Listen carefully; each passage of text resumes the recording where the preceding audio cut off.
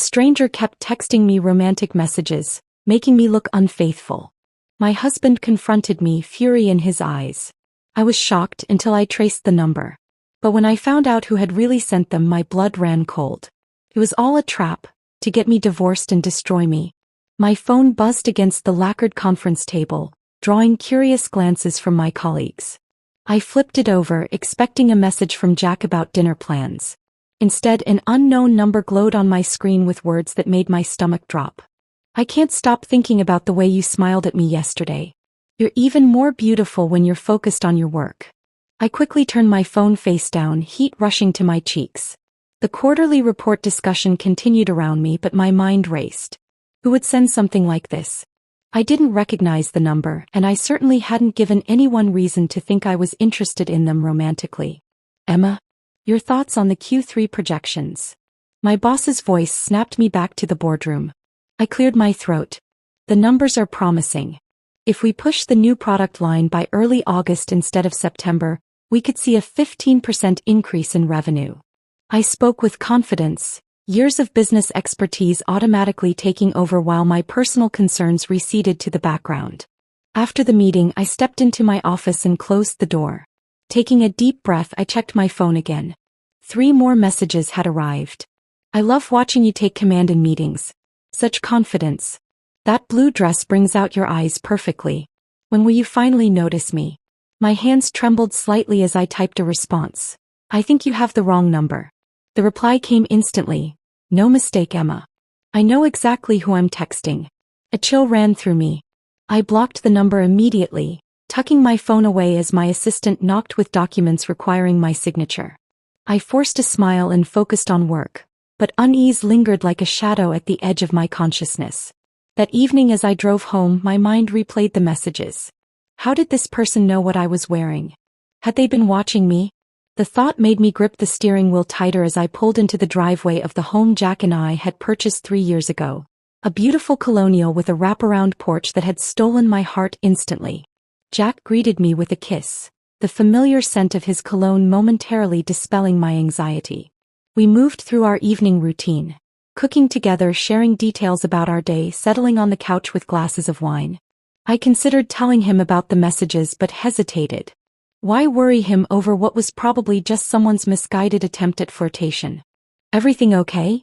Jack asked, noticing my distraction as I stared into my wine glass.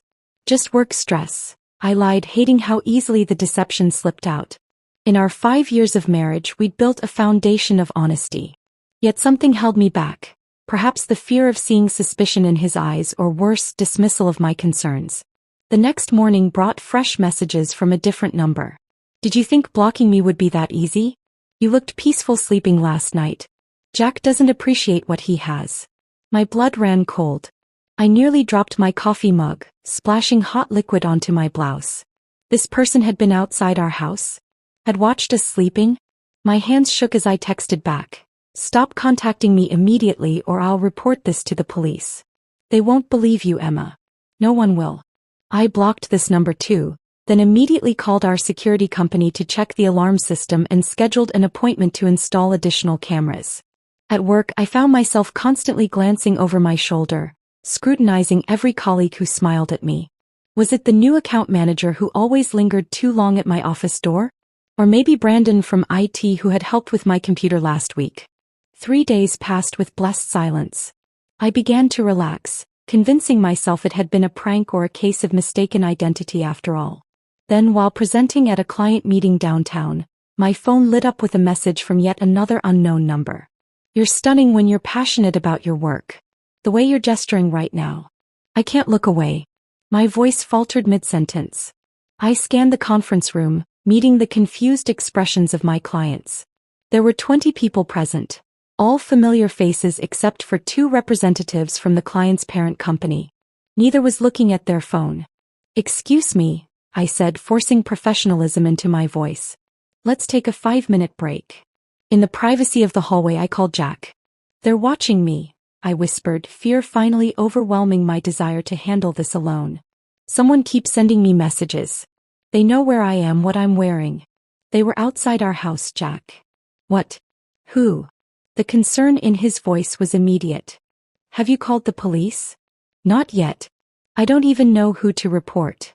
My voice cracked. I've blocked 3 different numbers already. Come home, he said firmly. We'll figure this out together. I ended the client meeting early, citing a family emergency. As I hurried to my car, another message arrived. Running home to Jack won't save you. He won't believe you for long. I froze in the parking garage, suddenly aware of how isolated I was. Footsteps echoed somewhere nearby. Was someone watching me even now? I quickened my pace, nearly running to my car.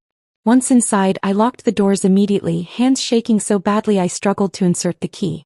At home, Jack listened intently as I showed him the messages, relieved to finally share the burden. He insisted we file a police report, though the officer who took our statement seemed skeptical. Unfortunately, these types of messages are difficult to trace, she explained.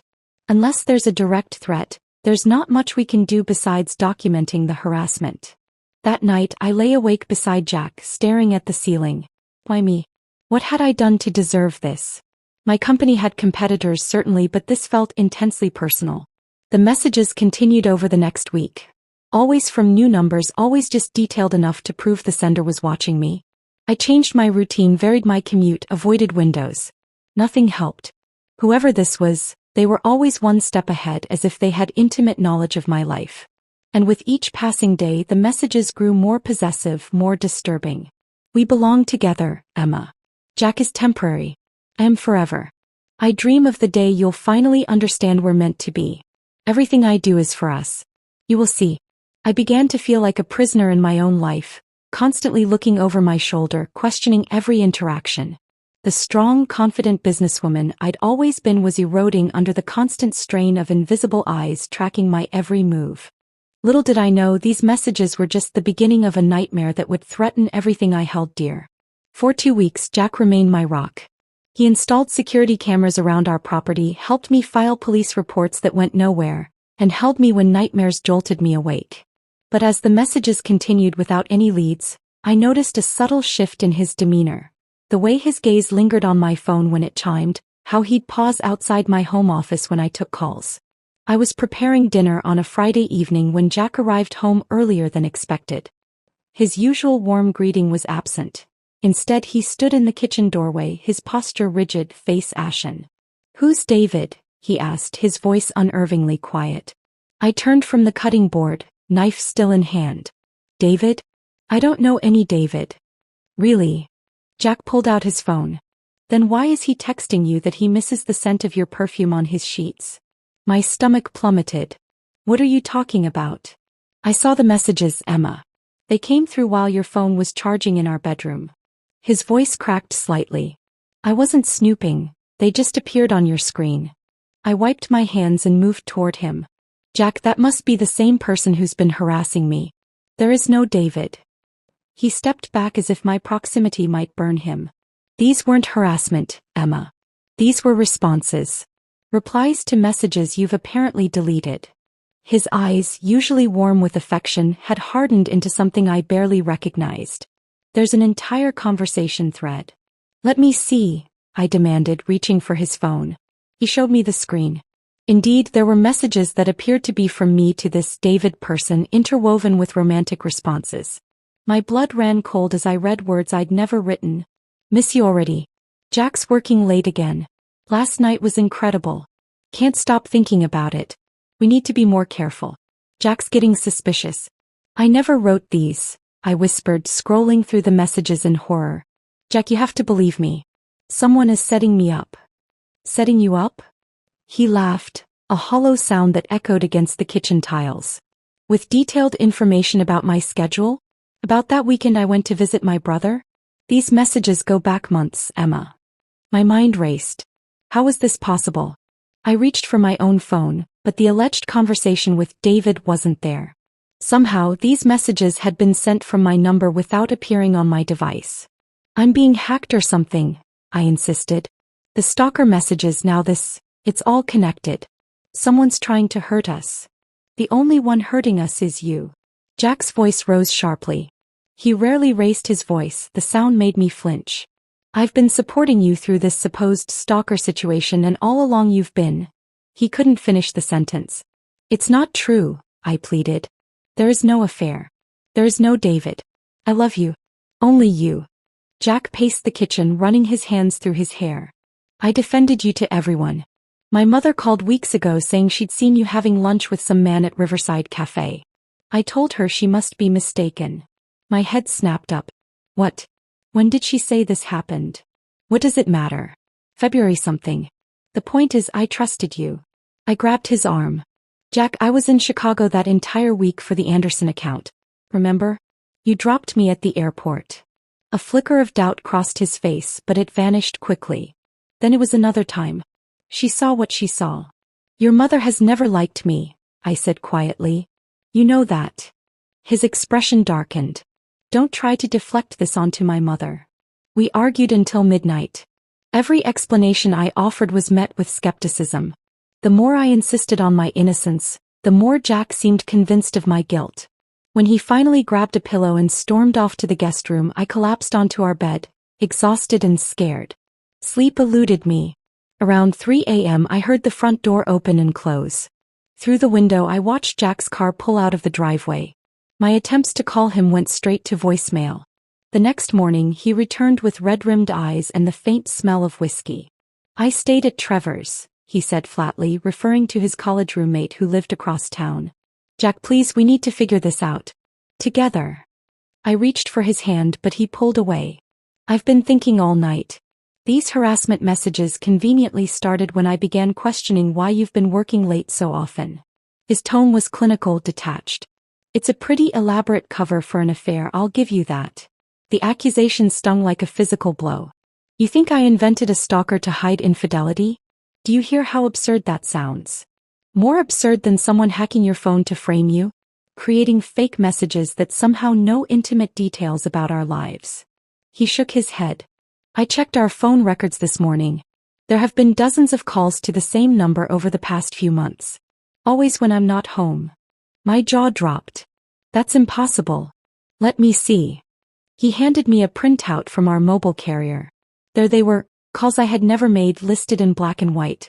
I want to believe you, Emma, Jack said, his voice breaking slightly. But the evidence, it's overwhelming. That afternoon he packed a small suitcase.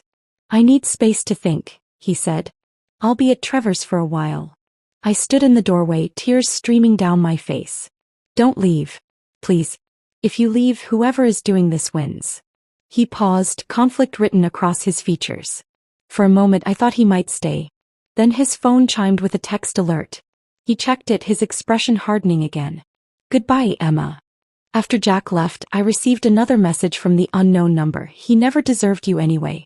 Now you're free to be with me. Rage replaced my despair. Someone had methodically destroyed my marriage, creating an elaborate web of lies. They had access to our personal information, our schedules, possibly even our home. This wasn't random harassment. It was targeted and deliberate. I wiped my tears and made a decision. If the police wouldn't help me, I'd uncover the truth myself. I would find out who was behind this, clear my name, and fight for my marriage, no matter what it took. The house felt cavernous without Jack. Each creak and settling noise amplified in the silence, making sleep impossible.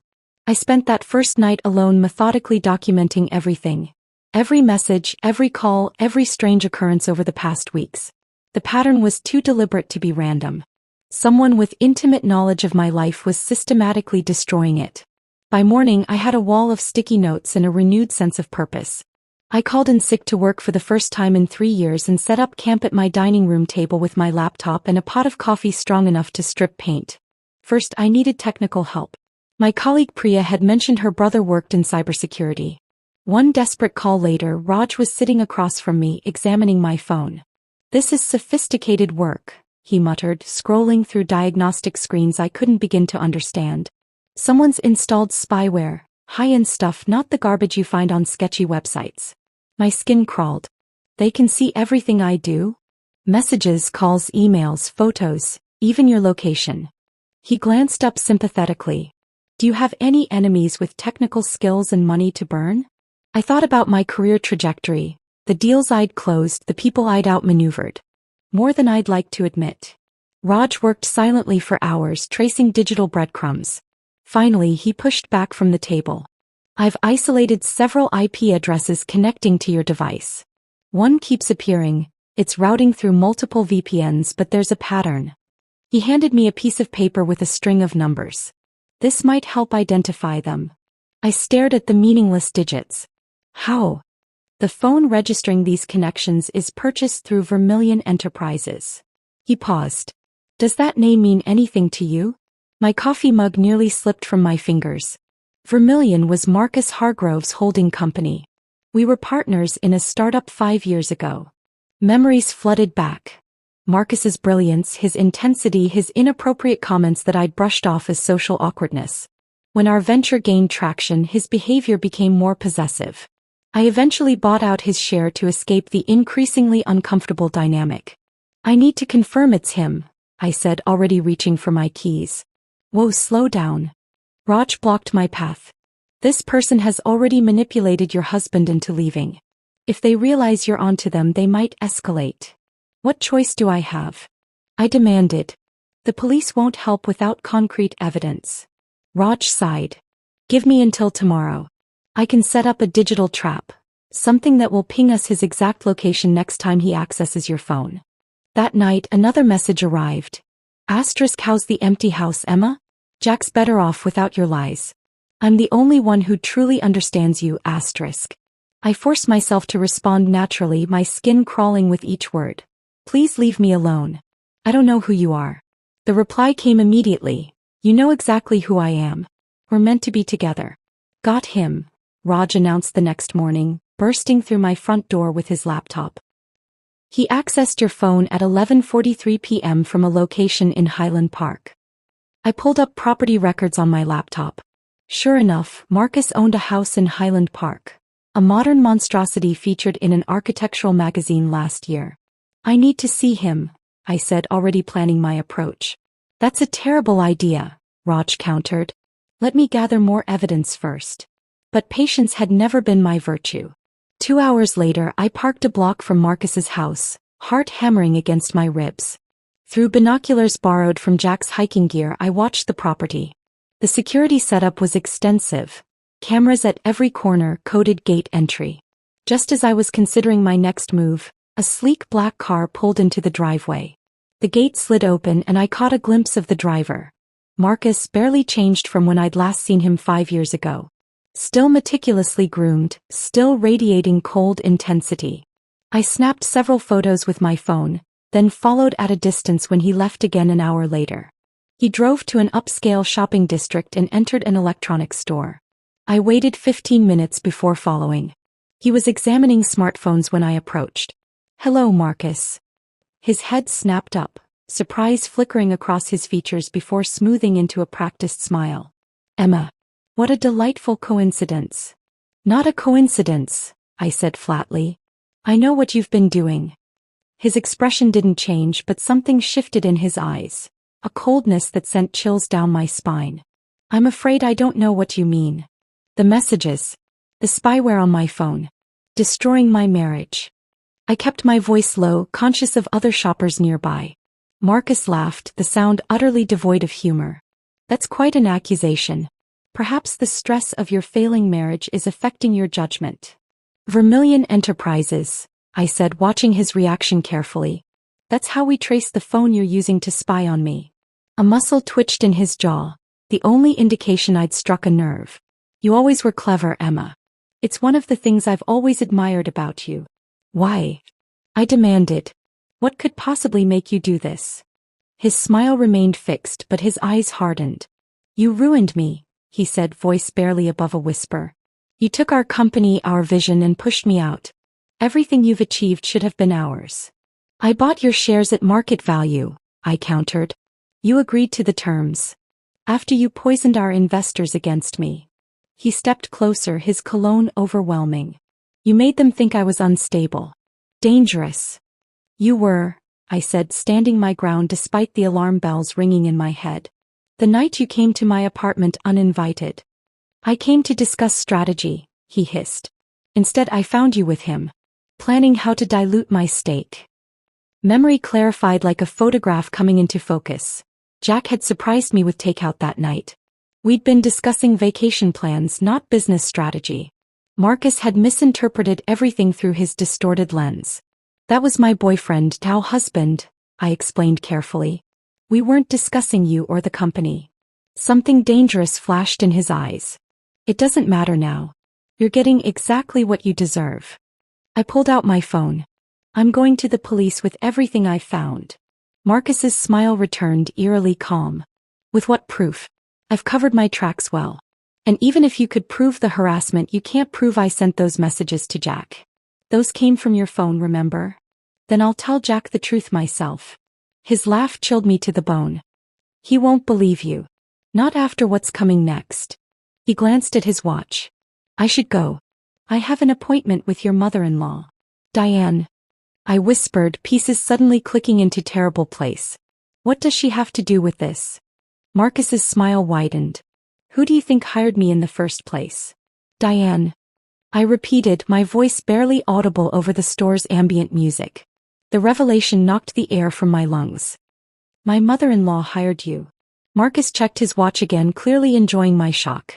She approached me about 6 months ago.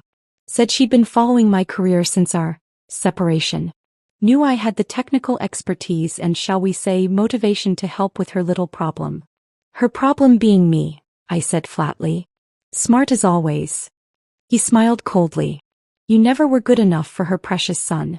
The corporate career woman who would never give Jack the family he deserved. A memory surfaced. Diane's thinly veiled comments at our last holiday dinner about her friends becoming grandmothers. Jack and I had agreed to wait until my company's expansion stabilized before starting a family. He'd supported that decision completely, or so I thought. Jack and I make our own choices, I said, trying to keep my voice steady. She has no right to interfere. A mother always has rights when it comes to her child's happiness. Marcus's tone was dismissive. She's been laying the groundwork for months. Subtly pointing out your absences, suggesting your dedication to work means a lack of dedication to Jack. The pieces were falling into place. Jack's occasional comments about his mother's concerns, the increasing frequency of her unexpected visits, her pointed questions about my late nights at the office. This isn't just about me, I realized aloud. She wants to control Jack. She always has. Marcus shrugged. Her motivations aren't my concern. I was hired to create evidence of infidelity convincing enough to end your marriage. The rest is between you and the charming Mrs. Winters. My mind raced ahead. The lunch, her supposed sighting of me with another man, she fabricated that, didn't she? Clever misdirection, he acknowledged with an appraising nod. Plant the seed of doubt, then provide evidence to water it. I took a step closer, lowering my voice. I will go to the police. I have Raj's evidence of the spyware. Circumstantial at best. His smile never wavered. And I believe you'll find Mrs. Winters has considerable influence with the local police chief. Golf buddies with her late husband, if I recall correctly. My phone buzzed in my pocket. A text from Raj, he's got an accomplice. Another device accessing your accounts from a different location. Of course, Diane herself was monitoring everything. That's how they knew so many intimate details of our lives. I needed to act quickly. This meeting with Diane, when and where? Wouldn't you like to know? Marcus turned as if to leave. I grabbed his arm. If you're so confident in your scheme, what's the harm in telling me? He considered this, then checked his watch once more. The Rose Kai. Noon. Though I doubt it matters, she'll be finished with our business by the time you get across town. I was already moving toward the exit when he called after me. She's quite resourceful, your mother-in-law. Don't underestimate her. I didn't waste breath responding. Outside, I called Jack repeatedly as I raced to my car. Straight to voicemail every time. Next, I tried Trevor. No answer there either. Fighting panic, I sped toward the cafe on the other side of town. Traffic crawled along the main boulevard, each red light an eternity. I pounded the steering wheel in frustration, then made a split-second decision to cut through the college campus. As I navigated the narrow service roads, another text from Raj arrived. Found something. Diane's been making payments to Marcus from a trust account for months. Have documentation. Finally, something concrete. I mentally calculated the time. It was 11:47. If I could intercept them at the cafe, catch them together with witnesses present. I spotted the Rose Cafe's distinctive awning ahead and scanned for parking. There, Marcus's sleek black car pulled alongside a silver Mercedes I recognized as Diane's. I double-parked, ignoring the angry honks, and rushed toward the entrance. Through the cafe window I saw them, heads bent close together over a table in the corner.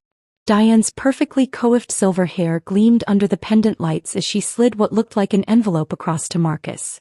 I raised my phone, snapping photos as evidence. Just as I pushed open the door, Diane looked up. Our eyes locked, and for a split second, naked hatred flashed across her normally composed features. Then her socialite mask slid back into place. "Emma, darling," she called, her voice dripping with false warmth. "What a lovely surprise." I approached their table, phone still recording in my hand. "Save it, Diane. I know everything." Marcus lounged back in his chair, that infuriating smirk still in place. "Join us for coffee? We were just discussing you. Planning the next phase of destroying my marriage, you mean?" I turned to Diane. "How could you do this? Your own son." "My son deserves better," she hissed, the facade cracking. "Someone who puts family first. Someone who will give him children instead of chasing promotions." "That's not your decision to make," I countered. "Jack and I had a good marriage until you orchestrated this nightmare." Diane's laugh was brittle. "Good? Please.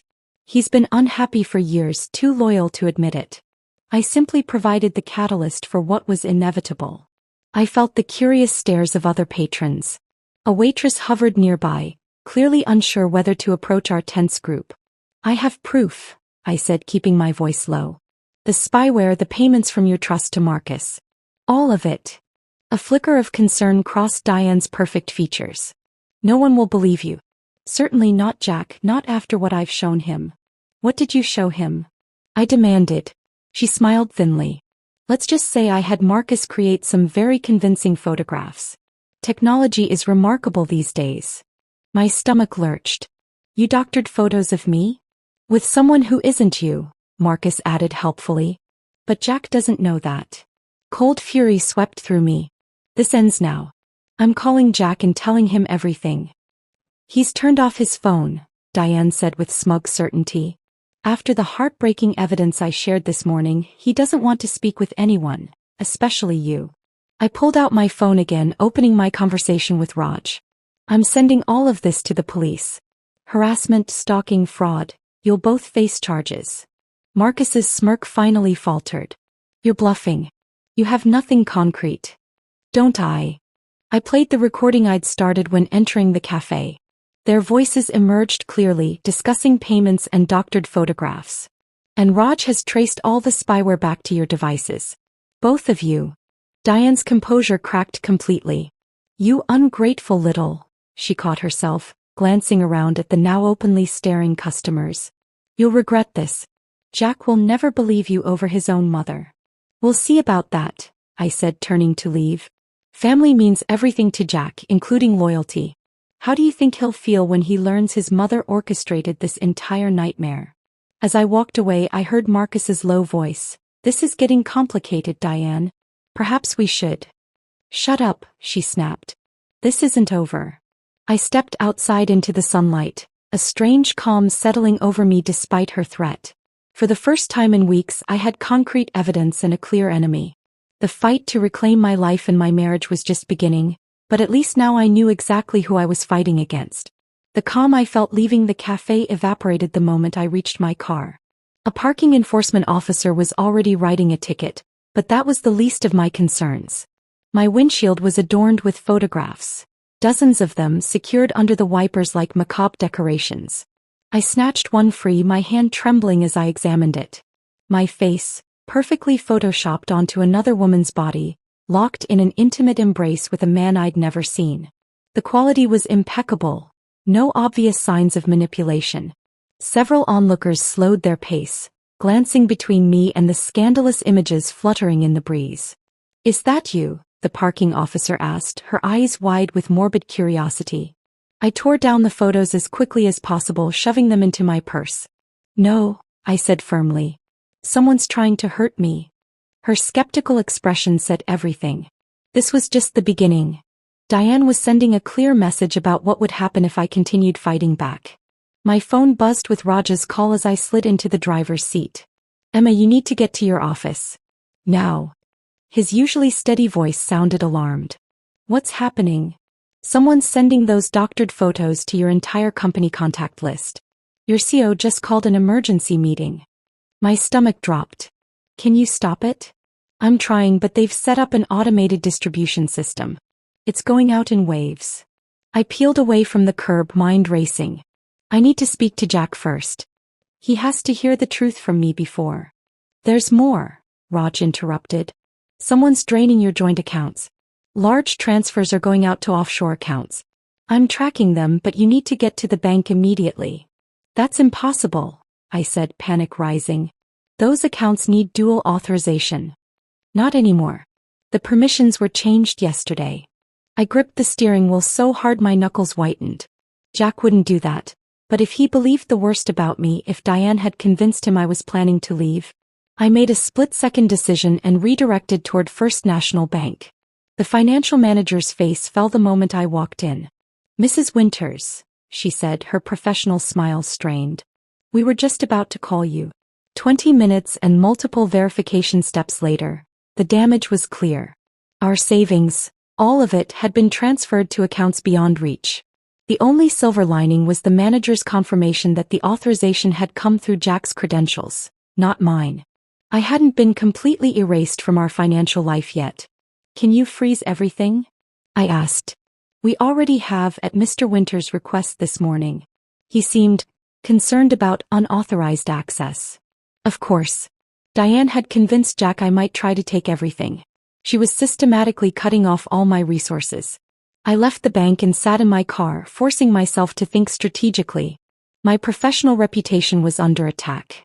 My financial security was compromised. My marriage was in shambles. What would they target next? The answer came with horrifying clarity as my phone rang with my assistant Melissa's number. Emma. Her voice was tight with concern. Someone's here. Someone from the board. They're saying there's an emergency vote regarding your position. Something about ethical violations and company resources being used for personal vendettas. I closed my eyes, the pieces clicking together. Marcus had connections throughout the tech industry, including with several of our board members. This wasn't just about my marriage anymore. Diane and Marcus were systematically dismantling my entire life. Tell them I'm on my way, I said, starting the engine. And Melissa? Don't let anyone into my office or access my files. The drive to my company headquarters felt like moving through a nightmare. Upon arrival, the security guard, who had greeted me warmly every morning for 5 years, avoided eye contact as he requested my ID. In the elevator, a junior colleague who normally chatted enthusiastically pressed herself against the wall, staring at her phone with forced concentration.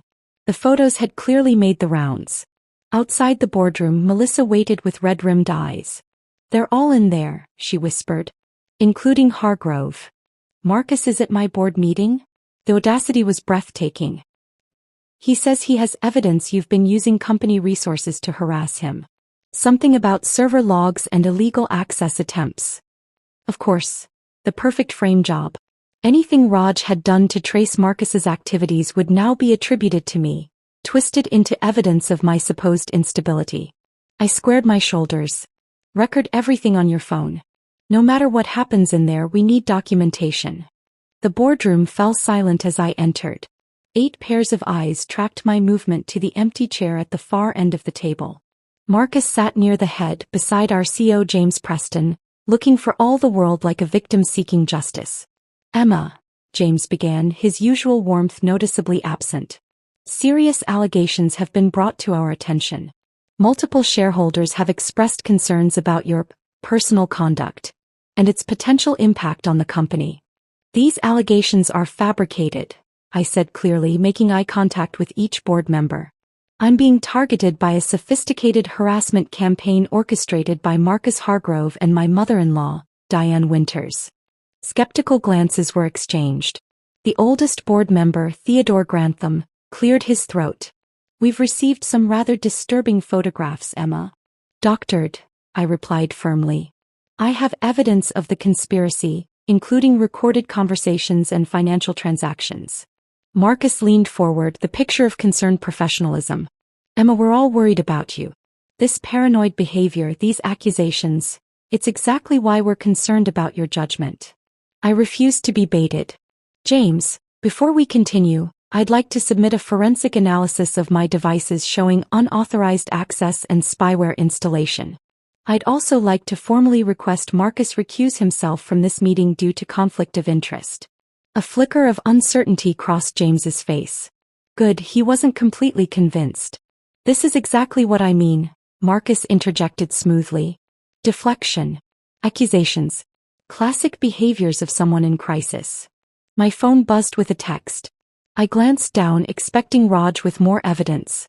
Instead, an unknown number displayed a live video feed of my house, with someone clearly moving through the living room. Is something wrong? James asked, noting my expression. I stood abruptly. This meeting is being held without proper notice or due process. I'm invoking my right to representation and a full investigation before any vote. And now, I need to leave immediately. If you walk out, Emma, Theodore warned, the board will have no choice but to call the police. I interrupted, turning my phone to show them the feed. Someone is breaking into my home as we speak. Would you like to explain to them how you kept me here while my property was being violated? The room erupted in confused discussions as I strode out, heart pounding. In the hallway, I forwarded the video to Raj with a simple message. Send police to my house now. As I raced back to my car, another text arrived, from Jack's number this time. I'm at the house picking up some things. We need to talk. I've heard some disturbing things from my mother. Relief washed through me, quickly followed by dread. Jack was at our house, alone and vulnerable to whatever Diane might be planning next. I raced through traffic, running red lights and cutting through parking lots. Jack was in danger whether he realized it or not. I tried calling him repeatedly, but each attempt went straight to voicemail. The 20-minute drive felt like hours. As I screeched to a halt in front of our house, I noticed two vehicles in the driveway, Jack's familiar SUV and Diane's silver Mercedes. My stomach knotted. She was already here. I called Raj. What's the status on the police? En route, but it'll be at least 10 more minutes. There was a pile up on the highway. I'm going in, I said, grabbing the tire iron from my trunk. Emma, wait for backup. I ended the call. There wasn't time to wait. The front door was unlocked. I stepped inside cautiously, listening for voices. The house felt wrong, too still yet charged with tension like the air before a thunderstorm. A lamp had been knocked over in the entryway, its shade askew. Jack. I called out, gripping the tire iron tighter. A noise from the kitchen drew me forward. I moved silently across the hardwood floors, years of yoga providing unexpected stealth. Through the kitchen doorway I could see Jack seated at our dining table, his back to me. Diane stood over him, one hand on his shoulder while the other gestured emphatically. Never wanted to show you these, sweetheart, but you needed to know the truth, she was saying, her voice dripping with manufactured sympathy.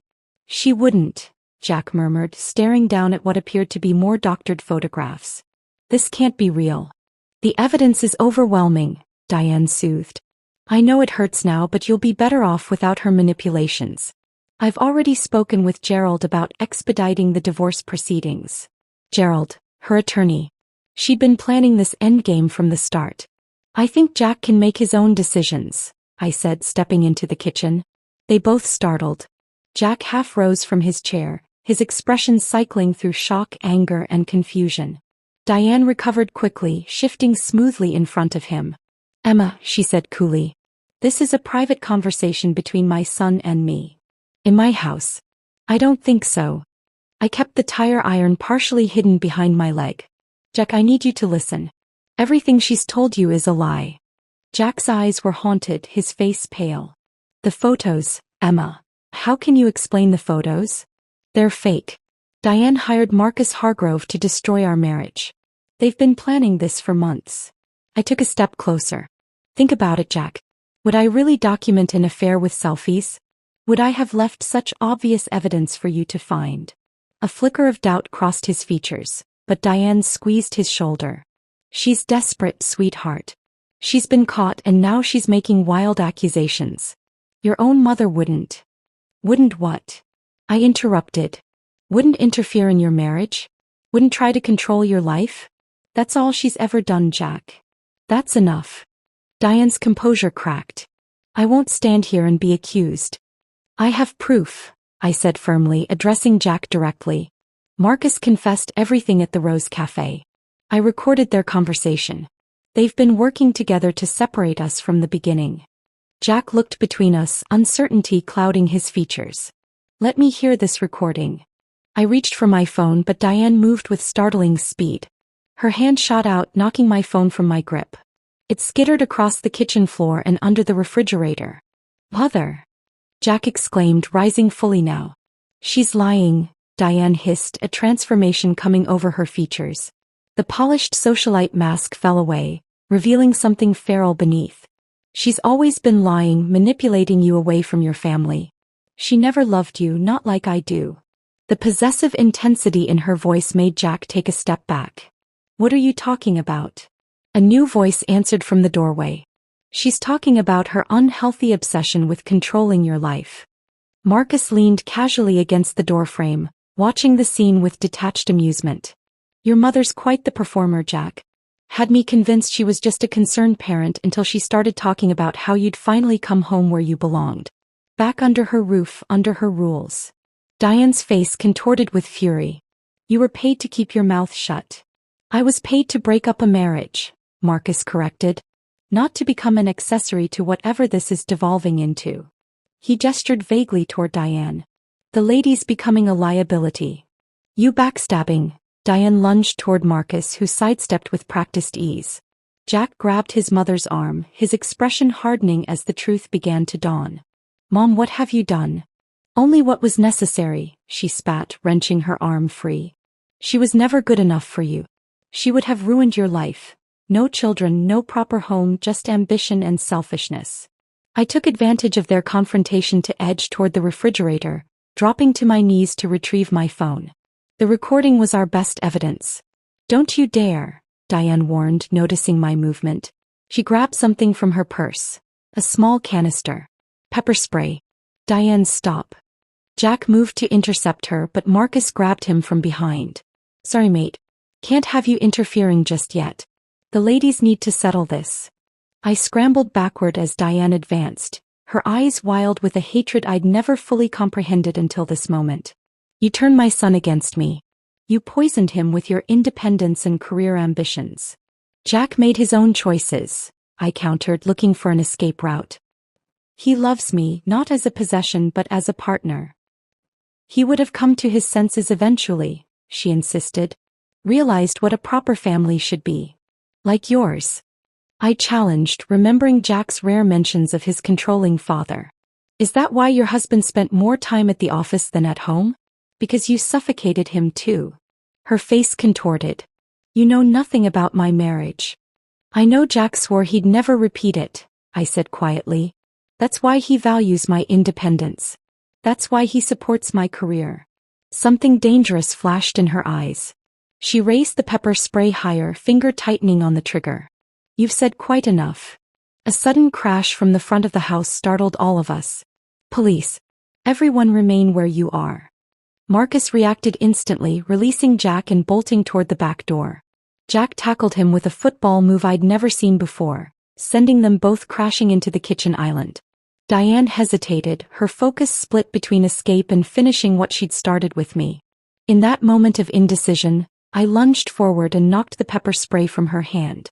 It's over, Diane, I said as officers flooded the kitchen. You lost. The fight seemed to drain out of her as officers secured the scene. As they led her away, she turned to Jack one last time. Everything I did was for you, she insisted. You'll see that someday. Jack moved to my side, his arm sliding around my waist. No, Mother, he said firmly. I see everything clearly now. As the police escorted both Marcus and Diane out, I leaned against Jack, exhaustion finally overtaking me. I thought I'd lost you, I whispered. He tightened his grip. Never. But we have a lot to talk about. I nodded against his shoulder.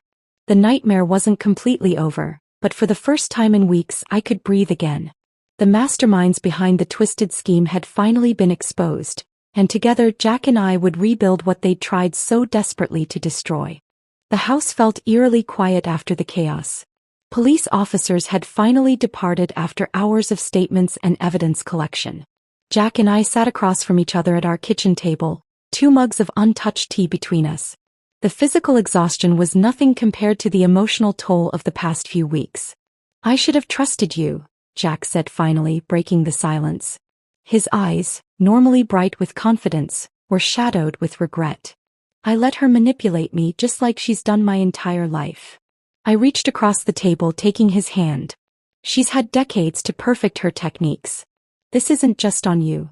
But I believed those messages, those photos. I looked at my own wife, the person I know better than anyone, and I believed she was capable of betrayal. His voice cracked. "What does that say about me?" "It says you're human," I replied softly. "Diane and Marcus created the perfect trap. They used our schedules, our habits, our private conversations against us." Jack pulled away gently, standing to pace the kitchen. "My mother." He shook his head, disbelief still evident in his expression. "I knew she was controlling, but this level of obsession. Maybe we never truly knew her," I suggested. "Or maybe we just never wanted to see it." The district attorney had already outlined the charges: criminal harassment, stalking, invasion of privacy, identity theft, and a host of digital crimes. Both Diane and Marcus were facing significant jail time, especially after the forensic evidence from our devices confirmed everything. "The guest room is made up," I said after another lengthy silence. "If you'd prefer to stay there for now." Jack stopped pacing, turning to face me with a pained expression. "Is that what you want?" "I want what we had before," I admitted. "But I know we can't just erase the past few weeks. You believed I betrayed you, and that hurt deeply. And I abandoned you when you needed me most," he countered, his voice heavy with remorse. "Left you to face them alone." We had circled this conversation since the police left, both of us wounded, both wanting to heal but unsure of the path forward. Jack came back to the table, sitting closer this time. "I don't want the guest room, but I'll respect whatever space you need." "What I need," I said slowly, "is to understand how we rebuild from here. How we make sure nothing like this ever happens again." "We start with complete transparency," he suggested. "No more secrets, no more assuming we know what the other is thinking." I nodded, feeling the first tentative steps toward reconciliation. "And boundaries. Clear, unbreakable boundaries with your mother." "She won't be a factor for years," Jack said firmly. "Not after the sentencing. But eventually she'll be released," I reminded him. "And she'll still be your mother." He reached for my hand again, his grip firmer this time. "When that day comes, we'll be ready. Together." The night stretched long as we talked through everything. Not just the immediate trauma, but the small fractures that had existed before, the tiny spaces where doubt could take root. By dawn we had fallen asleep on the couch, physically and emotionally drained but somehow lighter. The weeks that followed brought challenges we hadn't anticipated. The professional damage had been extensive. Though the board eventually rescinded their emergency action, the whispers and sideways glances continued. The doctored photos had circulated widely before being debunked. "It doesn't matter what they think," Jack insisted one evening as I recounted another awkward elevator ride with colleagues. "It shouldn't," I agreed, "but reputation matters in business." "Then we rebuild that too," he said simply. "One day at a time." He was right. Gradually, as the full story emerged through the legal proceedings, support replaced suspicion. Clients who had distanced themselves cautiously returned. The financial damage took longer to repair. Lawyers, digital security consultants, and therapy weren't cheap, but we approached each challenge as a team. The most unexpected support came from Jack's father, Richard, who had remained distant since his divorce from Diane 15 years earlier. He appeared on our doorstep one Sunday morning, 3 months after Diane's arrest. "I should have warned you," he said without preamble when Jack opened the door. "I knew who she was, what she was capable of. But I wanted to believe she'd changed." That lunch with Richard revealed patterns we hadn't recognized. The isolation tactics, the subtle manipulations, the rewriting of history. For Jack, it was both validation and heartbreak to hear his childhood reframed through his father's perspective. "I don't want to become him," Jack confessed that night after Richard had gone. "Running away when things got difficult." "You won't," I assured him. "Because you're aware of the pattern. That's half the battle." Our therapy sessions, both individual and as a couple, became the foundation of our rebuilding. Dr. Levine helped us navigate the complex emotions. Jack's guilt over his initial distrust, my lingering fear of vulnerability, our shared anxiety about future manipulation. Trust isn't rebuilt through grand gestures, she reminded us often. It's the accumulation of small moments of reliability. 6 months after the arrests, we faced another challenge. Diane, awaiting trial, requested a meeting with Jack. The decision tormented him for days. "I don't owe her anything," he said one night, staring at the ceiling above our bed. "No," I agreed. "You don't. But if I don't go, I'll always wonder what she wanted to say." I rolled onto my side, studying his profile in the dim light. "Whatever you decide, I support you. But remember what Dr. Levine said about maintaining boundaries." Jack opted to meet her with strict conditions and his lawyer present. He returned quieter than I'd seen him in weeks. "She wanted forgiveness," he said finally as we walked along the beach that evening, the sunset painting the water in hues of gold and crimson. "Not because she regrets what she did, but because she still believes she was right." "And what did you tell her?" I asked gently. "That forgiveness might come someday but not today. And that she would never again dictate the terms of our relationship." His voice was steady, resolved. "I told her that you and I are a unit, that any relationship with me includes respect for you." I squeezed his hand, wordlessly acknowledging the strength it had taken. "It's strange," he continued. "I'm free. Like I've been carrying her expectations my entire life and finally set them down." 1 year to the day after Diane's arrest, we renewed our vows in a small ceremony by the ocean. Not because our marriage had broken, but because we had forged something stronger from the attempt to break it. "I choose you," Jack said, his voice carrying across the waves, with clear eyes and full awareness of all that we've overcome. "And I choose you," I replied, "not despite our scars but because of them. They're proof of what we can survive together." As the sun dipped below the horizon, I realized that what Diane had intended as our destruction had instead become our reconstruction. We were no longer the same couple she had targeted. We were stronger, more vigilant, more deeply connected. In trying to tear us apart, she had inadvertently bound us together in ways that would withstand any future storms. On my wedding night, just as I was about to step into my new life, my sister-in-law stormed in, eyes blazing with fury. "Where's my diamond necklace?" she demanded. The room fell silent. I hadn't even unpacked, yet she was certain I had stolen it. But something in her smirk told me, this wasn't about the necklace. It was about destroying me before I even began. The moment should have been perfect. The night I had dreamed of my entire life. The start of my forever. I had just stepped into our honeymoon suite, still breathless from the whirlwind of the reception. My white gown felt heavier now, the layers of lace and tulle dragging slightly against the floor. My cheeks ached from smiling all evening, my heart pounding with a mix of exhaustion and joy. This was it. The beginning of my new life. Then the door burst open. "Where's my diamond necklace?" Claire's voice sliced through the air like a blade. "Before we get started, I just want to express my gratitude to each of you for joining me on this journey.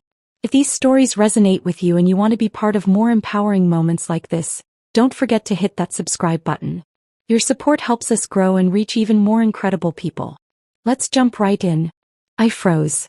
Everyone did. The room fell into an eerie silence, the kind that made my skin crawl. My fingers gripped the edge of my veil as if holding onto it could anchor me to reality. Claire stood at the entrance, her emerald green dress shimmering under the chandelier's glow. Her eyes, filled with fury, scanned the room before landing directly on me. My new husband, Jake, stiffened beside me, his gaze flickering between us. I don't understand," I stammered, blinking rapidly. "What necklace?" Claire scoffed, stepping forward. "Don't play dumb. My diamond necklace.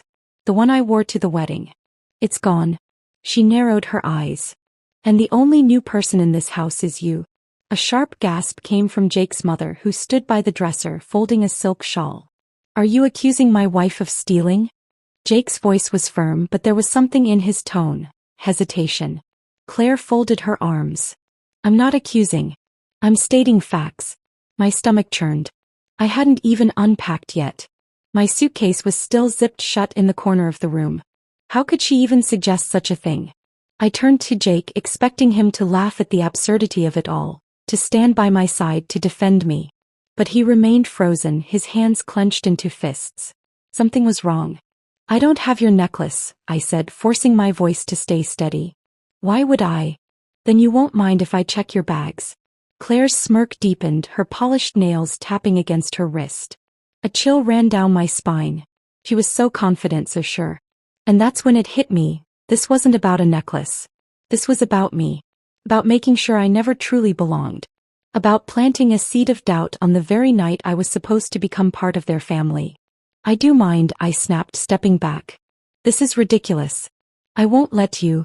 Jake's voice interrupted. Just let her check, babe. If you didn't take it, there's nothing to worry about. I turned to him so fast my vision blurred. Are you seriously entertaining this? My chest tightened. You think I'd steal from your sister? On our wedding night? His jaw tensed. I don't think anything, but if this clears everything up, then why not? The betrayal stung more than I expected. He should have shut this down the moment Claire opened her mouth. Instead, he was siding with her. Claire didn't wait for my response. She strode across the room and yanked my suitcase off the floor. With a dramatic flair, she unzipped it and flung it open. My neatly packed clothes spilled onto the carpet. My heart pounded as she dug through the layers of fabric, tossing aside my honeymoon outfits as if they were nothing. Then she gasped. My breath hitched. Claire lifted her hand and dangling from her fingers was the missing diamond necklace. A suffocating silence fell over the room. Jake's mother's face darkened. The bridesmaids who had lingered near the door exchanged wary glances. Jake's entire body tensed beside me. My world tilted. It wasn't possible. I hadn't touched that necklace. I had barely touched my suitcase since we arrived. My mind scrambled for answers, searching for a reasonable explanation. But deep down I already knew. This was a setup. Claire had planted it. I looked up, locking eyes with her. There was something lurking beneath her fake shock, satisfaction. She wanted this. She wanted me to be humiliated. Jake exhaled sharply. He turned to me, his expression unreadable. I don't understand. My heart hammered against my ribs. Because I didn't take it. My voice came out hoarse, the weight of the moment pressing down on me. Claire let out a dramatic sigh. Then how did it end up in your bag? He turned to Jake. You saw me wearing it at the wedding. And now here it is. With her. I couldn't breathe. Jake's mother shook her head, disappointment flickering in her eyes. I don't want to believe this, but she trailed off, crossing her arms. I whipped my head toward Jake, pleading silently for him to see through this. For him to fight for me. For us. But he hesitated. His silence said everything. My throat tightened. Claire had won. She had created the perfect storm of doubt, and Jake, my husband, was letting it swallow me whole. Tears burned the back of my eyes, but I refused to let them fall. I would not give Claire the satisfaction. A shaky breath escaped my lips. You actually think I did this? Jake looked down. My heart shattered. Claire shrugged, slipping the necklace into her palm. I guess we'll never know. I clenched my fists, my nails digging into my skin. But this wasn't over. This wasn't the end. Claire wanted to ruin my wedding night? Wanted to turn my own husband against me? Wanted to strip me of my dignity? She had no idea who she was dealing with. Because if she thought she'd won, she was wrong. I wasn't going to let this go. I was going to make sure she regretted ever trying to destroy me. I walked out of that room with my dignity intact, but inside I was crumbling. The weight of betrayal pressed against my chest, making it hard to breathe. My wedding night had turned into a nightmare, a spectacle orchestrated by Claire with Jake as her silent accomplice. And the worst part? I had walked into this marriage thinking I was loved. I had spent years believing Jake was different. That despite his family's sharp whispers and Claire's constant need to control everything, he was on my side. But the moment it mattered, when I needed him to stand beside me, he hesitated. That hesitation was more painful than the accusation itself. I stepped into the dimly lit hallway, my heart pounding as I moved toward the guest room where my bridesmaids were gathered. They had seen what happened. They had heard Claire's voice drip with false concern, watched as she unearthed the necklace like a magician revealing a trick. And they had seen Jake's silence. One of them, Nina, hurried toward me. Are you okay? Her voice was hushed, but I could hear the anger beneath it. I swallowed hard, nodding. I'm fine. Why? I was anything but fine. Nina hesitated, then pulled out her phone. I recorded it. My eyes snapped to hers. What? The moment Claire opened your bag, she said, pressing play. The video was shaky but clear enough. It showed Claire's hand slipping into my suitcase, but before she even pulled out the necklace, there was a brief second, just a flicker, where her smirk appeared. A smirk she quickly wiped away as she gasped in fake shock. I clenched my jaw. This was proof. Proof that it had been a setup from the start. But that wasn't what truly shattered me. The next part of the video caught something I hadn't noticed before. In the corner of the frame, Jake stood frozen, his eyes locked on Claire. And then, just for a second, he nodded. I felt my stomach drop. Did you see that? Nina asked, her voice sharp with realization. I couldn't answer. I was too busy replaying the moment in my head. Jake had known. He had seen Claire plant that necklace. And instead of stopping her, instead of defending me, he had let it happen. He had chosen his sister over me. My hands shook as I took the phone, watching it again, hoping, praying, that I was imagining things. But no. The nod was there. Subtle, almost imperceptible, but undeniable. I had married a man who would let me be humiliated to protect his family's image. My skin burned with the weight of it all. The past few months flashed through my mind, moments I had dismissed as minor red flags now glowing like warning signs I had foolishly ignored. The way Claire had always been involved in our decisions. The way Jake had brushed off my concerns, telling me to just let it go whenever she crossed a line.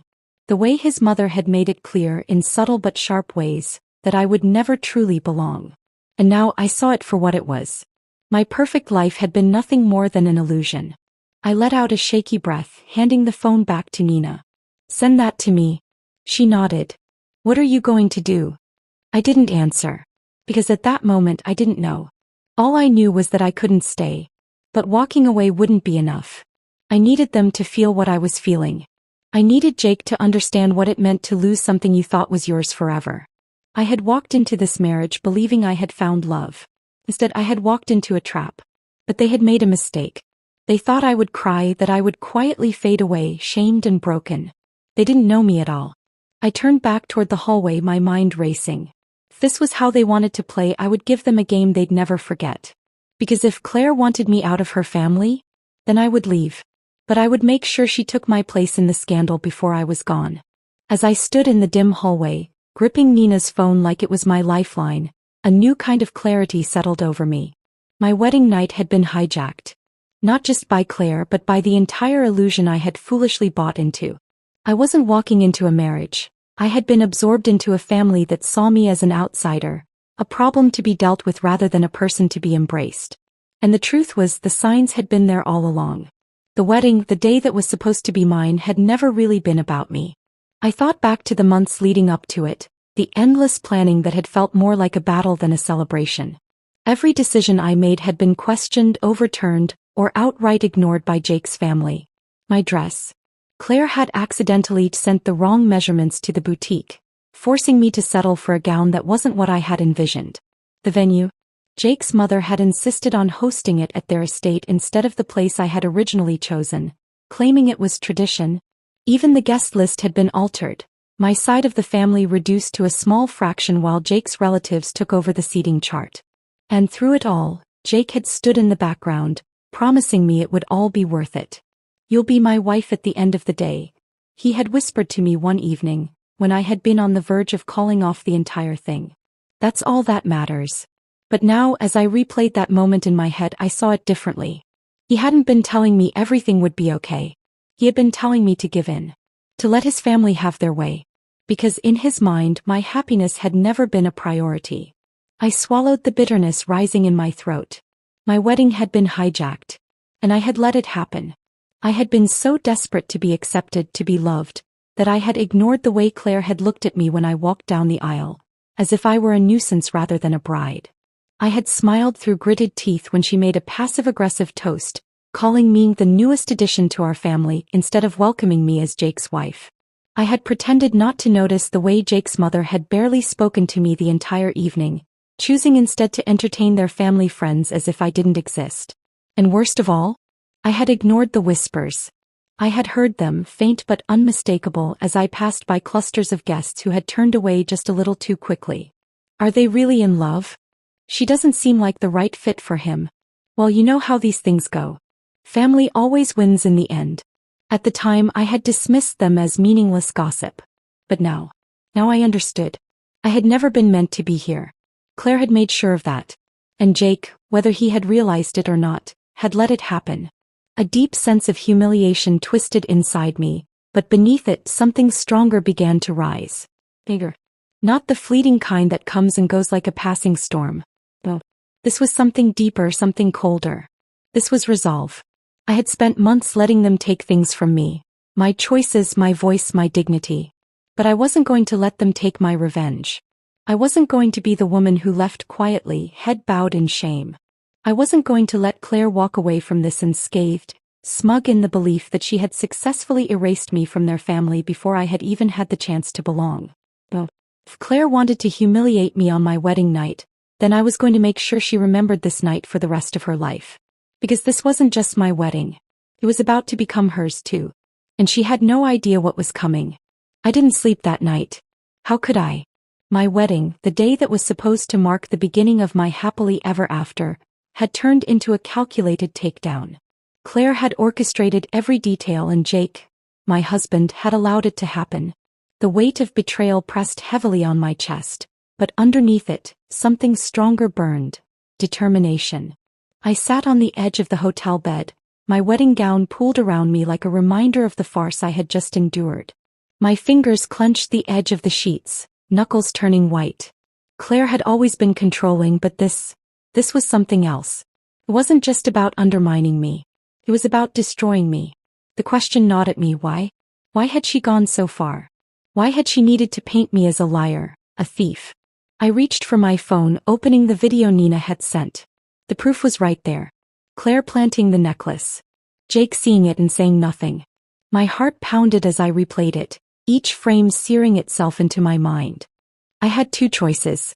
I could walk away, let them win, let them have their little victory. Or I could find out why Claire was so desperate to ruin me, and use that truth against her. My grip tightened around the phone. I chose the latter. The next morning I didn't pack my things. I didn't storm out in tears or make some dramatic exit. No. That would have given them exactly what they wanted. Instead, I dressed carefully, slipping into a simple but elegant dress that made me feel composed, untouchable. I stepped out of the suite, my chin high, my pulse steady. The wedding may have been a disaster, but I refused to let them see me broken. Downstairs, the remnants of the reception still lingered. Champagne glasses half full, the scent of roses fading, conversations hushed as guests slowly checked out. I spotted Claire at the far end of the lounge, laughing over coffee with a few relatives. The picture of ease.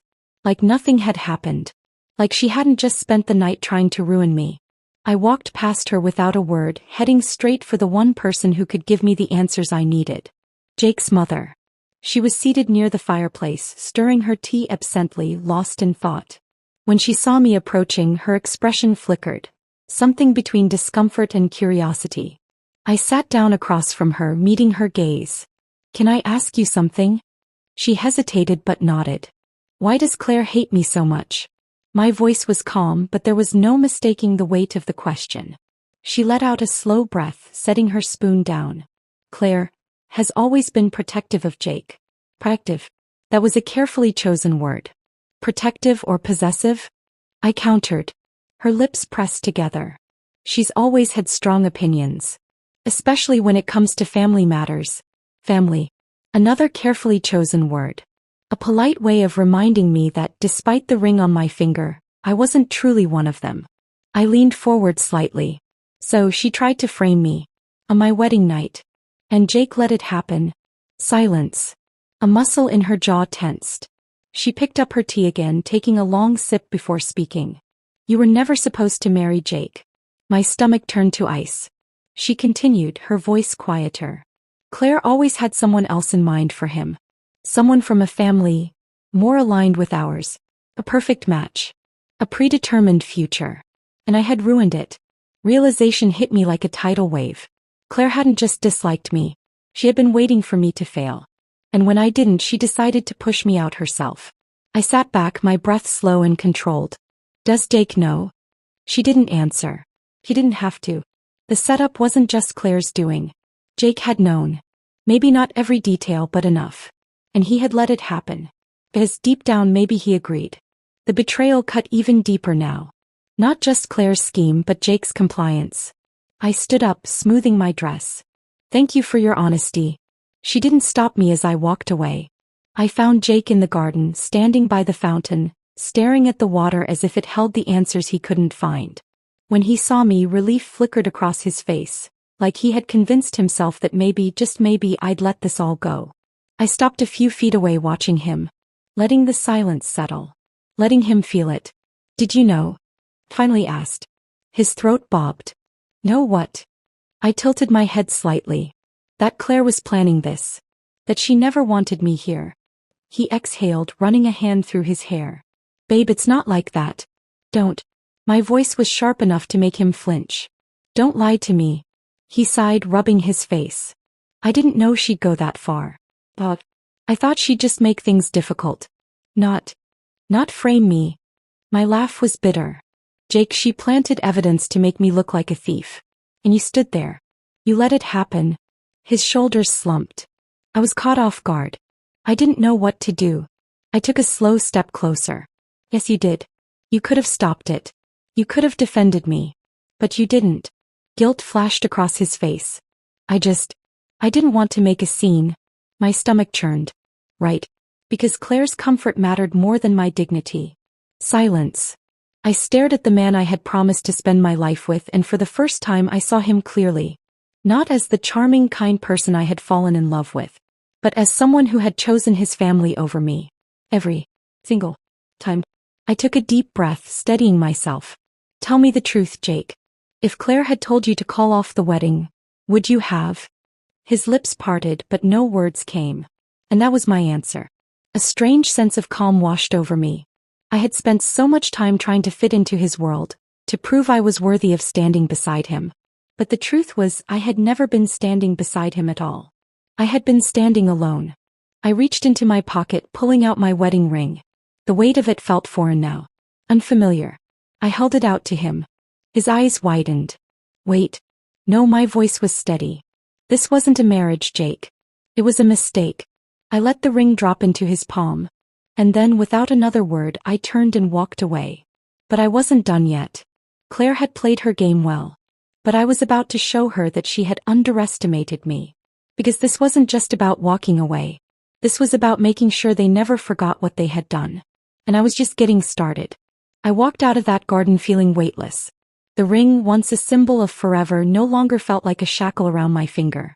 It had dropped into Jake's palm like a final punctuation mark to a story I refused to let define me. But as I moved through the halls of the estate, past the remnants of my own wedding celebration, the weight of what had happened settled into something sharper. He had let me down. Claire had humiliated me. But this wasn't just about them anymore. This was about me.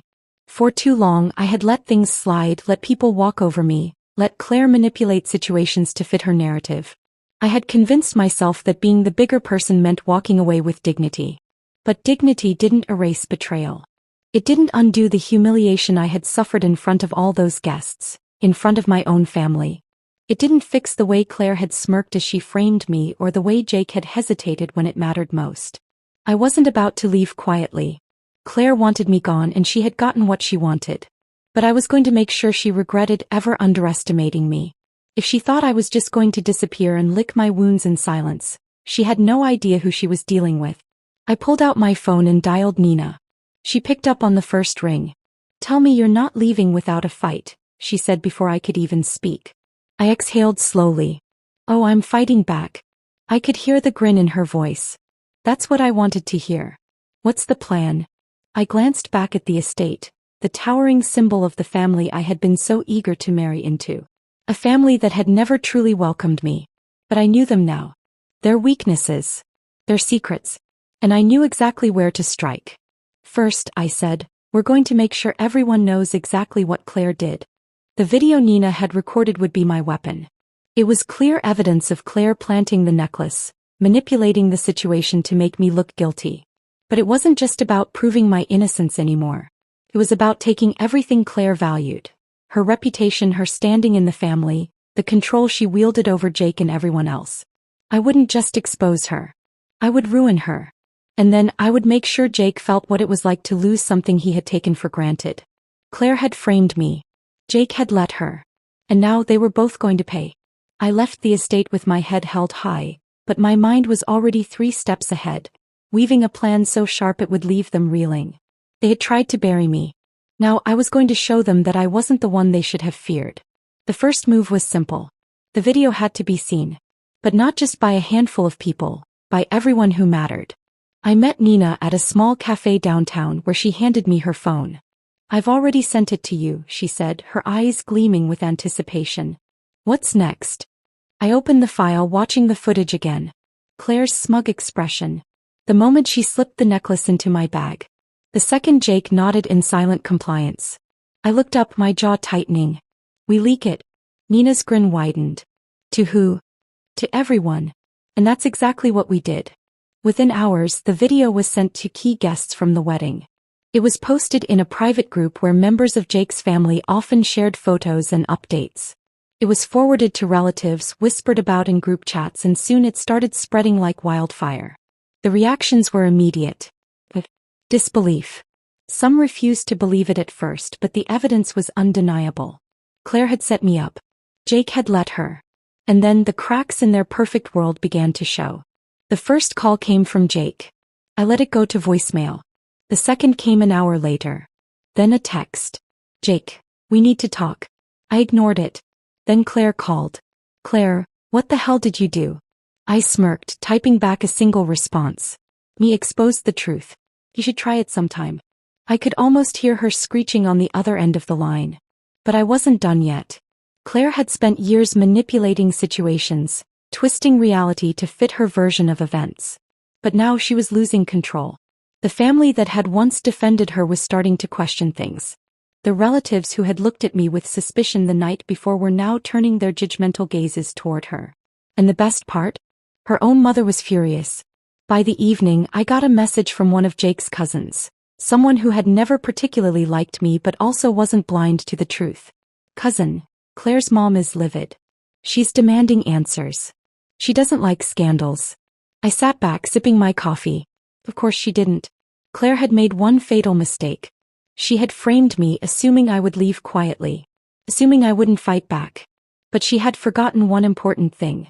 Her family cared about their reputation more than anything. And now that reputation was stained. Her mother, the woman who had barely acknowledged me throughout my engagement, was now caught in the crossfire of her daughter's reckless actions. And if I knew anything about her, it was that she didn't tolerate mistakes. Claire had built her world on control. Now that control was slipping through her fingers. I leaned back in my chair, watching the messages roll in. The whispers were turning into conversations. The conversations into arguments. Claire wasn't the golden child anymore. She was a liability. And I had barely even started. By the next morning, the full fallout had begun. Claire's mother had called for a family meeting, one I obviously wasn't invited to, but that didn't matter. Because I already knew what was happening behind closed doors. Claire was being forced to explain herself. Jake was being questioned. And the people who had so easily believed I was capable of stealing were now struggling to process the fact that their own had orchestrated the entire thing. Jake tried calling again. Then texting. "Jake, I didn't know it would go that far. Please let's hope." I stared at the message for a long moment before typing back. "You did know. You just didn't care enough to stop it." He didn't reply after that. And I didn't need him to. Because this wasn't just about what they had done. It was about making sure they never did it to anyone else again. And I wasn't finished yet. Claire thought she had won when she framed me. But the real game had only just begun. The fallout was happening faster than I had expected. The whispers had turned into outright confrontations. Jake had stopped calling, Claire had gone silent, and their mother, once the composed and untouchable matriarch, was now scrambling to control the damage. But I knew it wasn't enough. Not yet. Claire had spent years pulling strings, controlling narratives, and making sure she was always seen as the untouchable golden child. She had orchestrated my downfall with such ease because she believed she was invincible. It was time to prove her wrong. I watched as the family meeting unfolded through second-hand updates. A cousin messaged me to say Claire had been forced to explain herself. Another relative, one who had never been particularly warm toward me, confessed that their mother had been furious when she saw the video. "They're turning on her," the message read. "She's panicking." Good.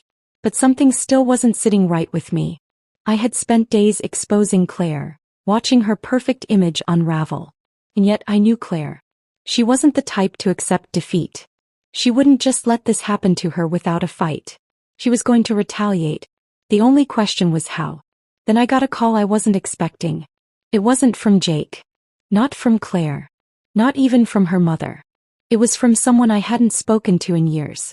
I hesitated before answering. "Hello." A familiar voice filled my ear. "I need to warn you." I gripped the phone tighter, my stomach knotting. "What?" There was a pause. Then, "Claire isn't done.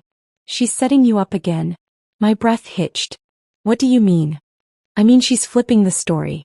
She's telling everyone you set her up. That the video was fake. That you edited it to make her look guilty." I swallowed hard, my pulse spiking. I had expected retaliation, but this was another level. "She's saying you did it for sympathy. That you wanted to humiliate her because you were embarrassed that Jake was going to leave you anyway." A cold wave washed over me. I had underestimated just how far Claire was willing to go. "She's convincing them that you wanted revenge from the start," the voice continued. "That's why you recorded everything. That's why the video exists." I let out a slow breath, trying to steady myself. "Who believes her?" There was a pause. "Enough people." I clenched my jaw. Claire was good. He was smart. She knew how to manipulate emotions, how to twist the truth just enough to plant doubt. And worse, she still had influence over Jake. If he backed her story even for a second, it could turn the tables against me. I needed to act fast. I hung up, my mind racing. This wasn't over. If Claire wanted a war, I would give her one. I reached out to Nina. "I need you to do something for me." She answered immediately. "I'm already ahead of you." I heard what she's saying. I exhaled sharply. And I have something that'll make sure she never recovers from this." My heart pounded. "What?" Pause. Then, I wasn't just recording the moment she planted the necklace. I recorded what she said before that. My grip on the phone tightened. "What do you mean?" Nina's voice was smug. "I mean, I caught her talking about it. Before she did it.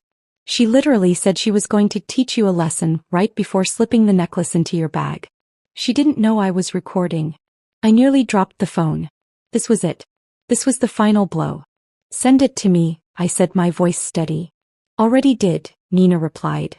"I hope you destroy her." I hung up and opened the file. My heart raced as I pressed play. The footage was dark, blurry, but the audio was crystal clear. Claire's voice. Mused. "She'll never see it coming," she said, laughing. "And when they find it in her bag, they'll all turn against her. She won't have anyone left." Another voice, one of her friends, giggled. "What if she denies it?" Claire scoffed. "It won't matter. My family always believes me. She's done." I stared at the screen, my fingers trembling. This wasn't just proof. This was the end of Claire's reign. She had sealed her own fate with her arrogance. And now I was going to make sure everyone heard it. I wasted no time. The video was uploaded, sent to the same group chats, the same social circles where Claire had tried to flip the story. Within minutes, the reaction was explosive. Messages flooded in. Disbelief. Outrage. Claire had been caught. Not just in her lies, but in the act of planning them. And this time there was no coming back. Jake's mother called me. I let it go to voicemail. Then Jake himself tried again. I blocked his number. Claire? She didn't call. She didn't text. She vanished. By the next morning I got another update. Claire had been disowned. Her mother had kicked her out of the estate. She had lost the family's trust, her influence, everything.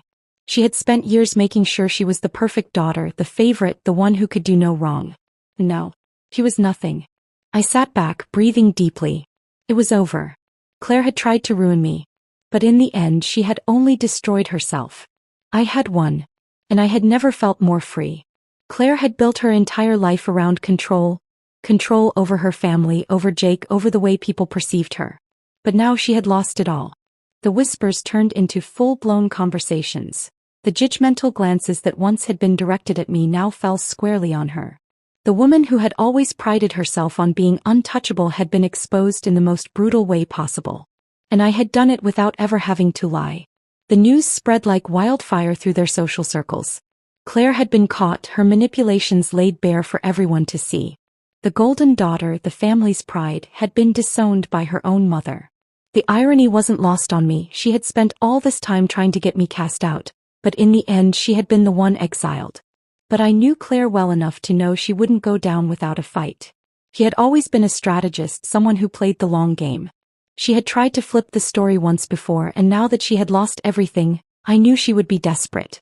That was the most dangerous version of Claire, the one with nothing left to lose. So I waited. And sure enough, she made her move.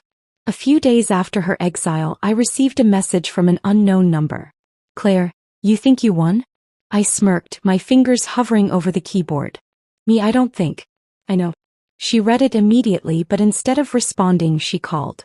I let it ring. Then she texted again. "Claire, I have nothing left because of you." I tilted my head at the screen. She had spent so much time trying to ruin me, but now she wanted me to feel guilty? "Me, no, Claire. You have nothing left because of you." Another call. This time I picked up. Her voice was raw, but not with remorse. With anger. "You don't understand what you've done." I leaned back in my chair. "Oh, I think I understand perfectly. You ruined my life," she spat. I laughed, the sound surprising even myself. "You tried to ruin mine first." I was protecting my family. My grip on the phone tightened. "No. You were protecting yourself. You didn't care about Jake. You didn't care about your mother. You cared about making sure I never belonged. And you lost." There was silence on the other end. For a moment I thought she had hung up. But then she spoke, her voice softer. "You really think this is over?" Something in her tone made my skin prickle. Claire was down, but she wasn't out. "Jake still loves me," she continued. "And no matter what you do, he's never going to love you the way he loves this family." I exhaled through my nose, a calm settling over me. "Claire, I don't need Jake to love me. I needed him to respect me. And he couldn't even do that." She scoffed. "So what, you're just walking away?" I smiled, though she couldn't see it.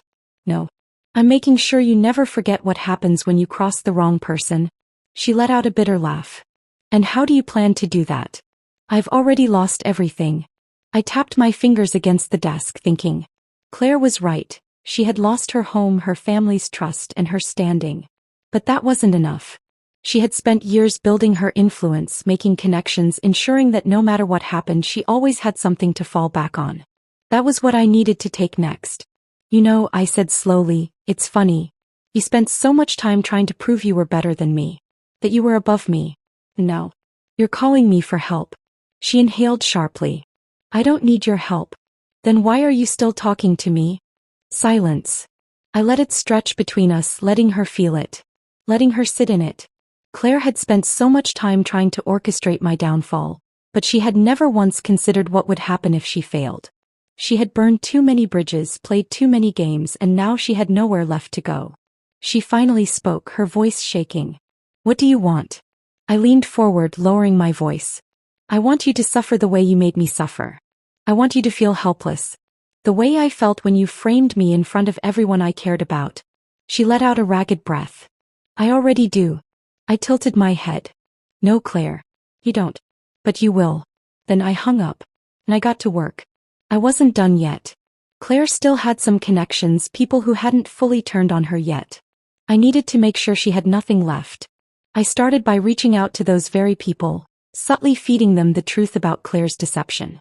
Word spread quickly.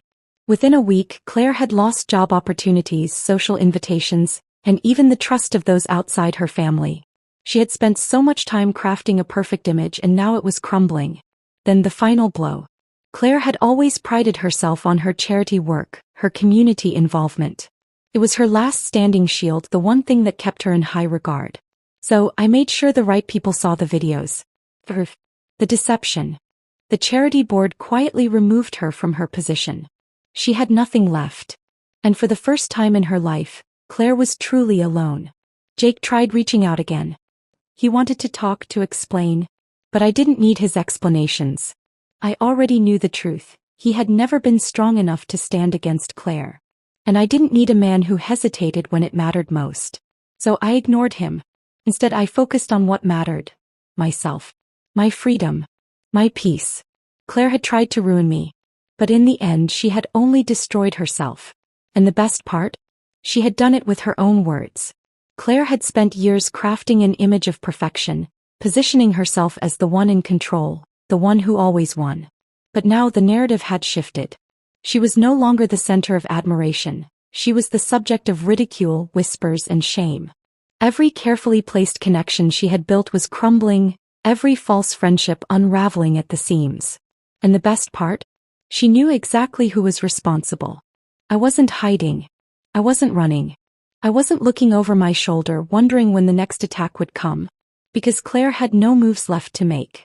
She had played her last card and she had lost. Now she was left scrambling, desperately trying to salvage what little she had left. But it was too late. I could feel it happening in real time. The shifts in power, the uneasy glances she received at social gatherings. If she was even invited at all. She had been cast out, no longer the golden child, no longer the voice people trusted. And yet she still hadn't reached rock bottom. That moment came 2 weeks later. I was sitting at a cafe enjoying the first peaceful morning I had had in months when my phone buzzed. A message from an unknown number. Unknown, we need to talk. I already knew who it was before I even checked.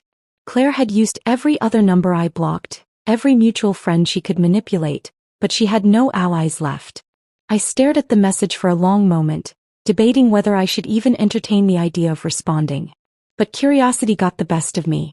About what? Her response came almost immediately. Claire, I lost everything. I took a sip of my coffee waiting. Let her squirm. Let her sit in her own destruction for a moment longer. Claire, you proved your point. You won. But I need your help. I nearly laughed out loud. Claire asking me for help? The same woman who had tried to ruin my life, frame me, strip me of my dignity? And now, with no one left to manipulate, no one left to turn to, she was coming to me? I responded with the only thing that felt appropriate. You must be joking. She didn't respond for a long time. I imagined her sitting on the other end, phone in hand, staring at the screen, realizing that for the first time in her life, she had no control over the outcome. Finally, after several minutes, another message appeared. Claire, I don't have anywhere to go. That made me pause. As much as I hated Claire, as much as I had relished watching her empire crumble, something about that message hit differently.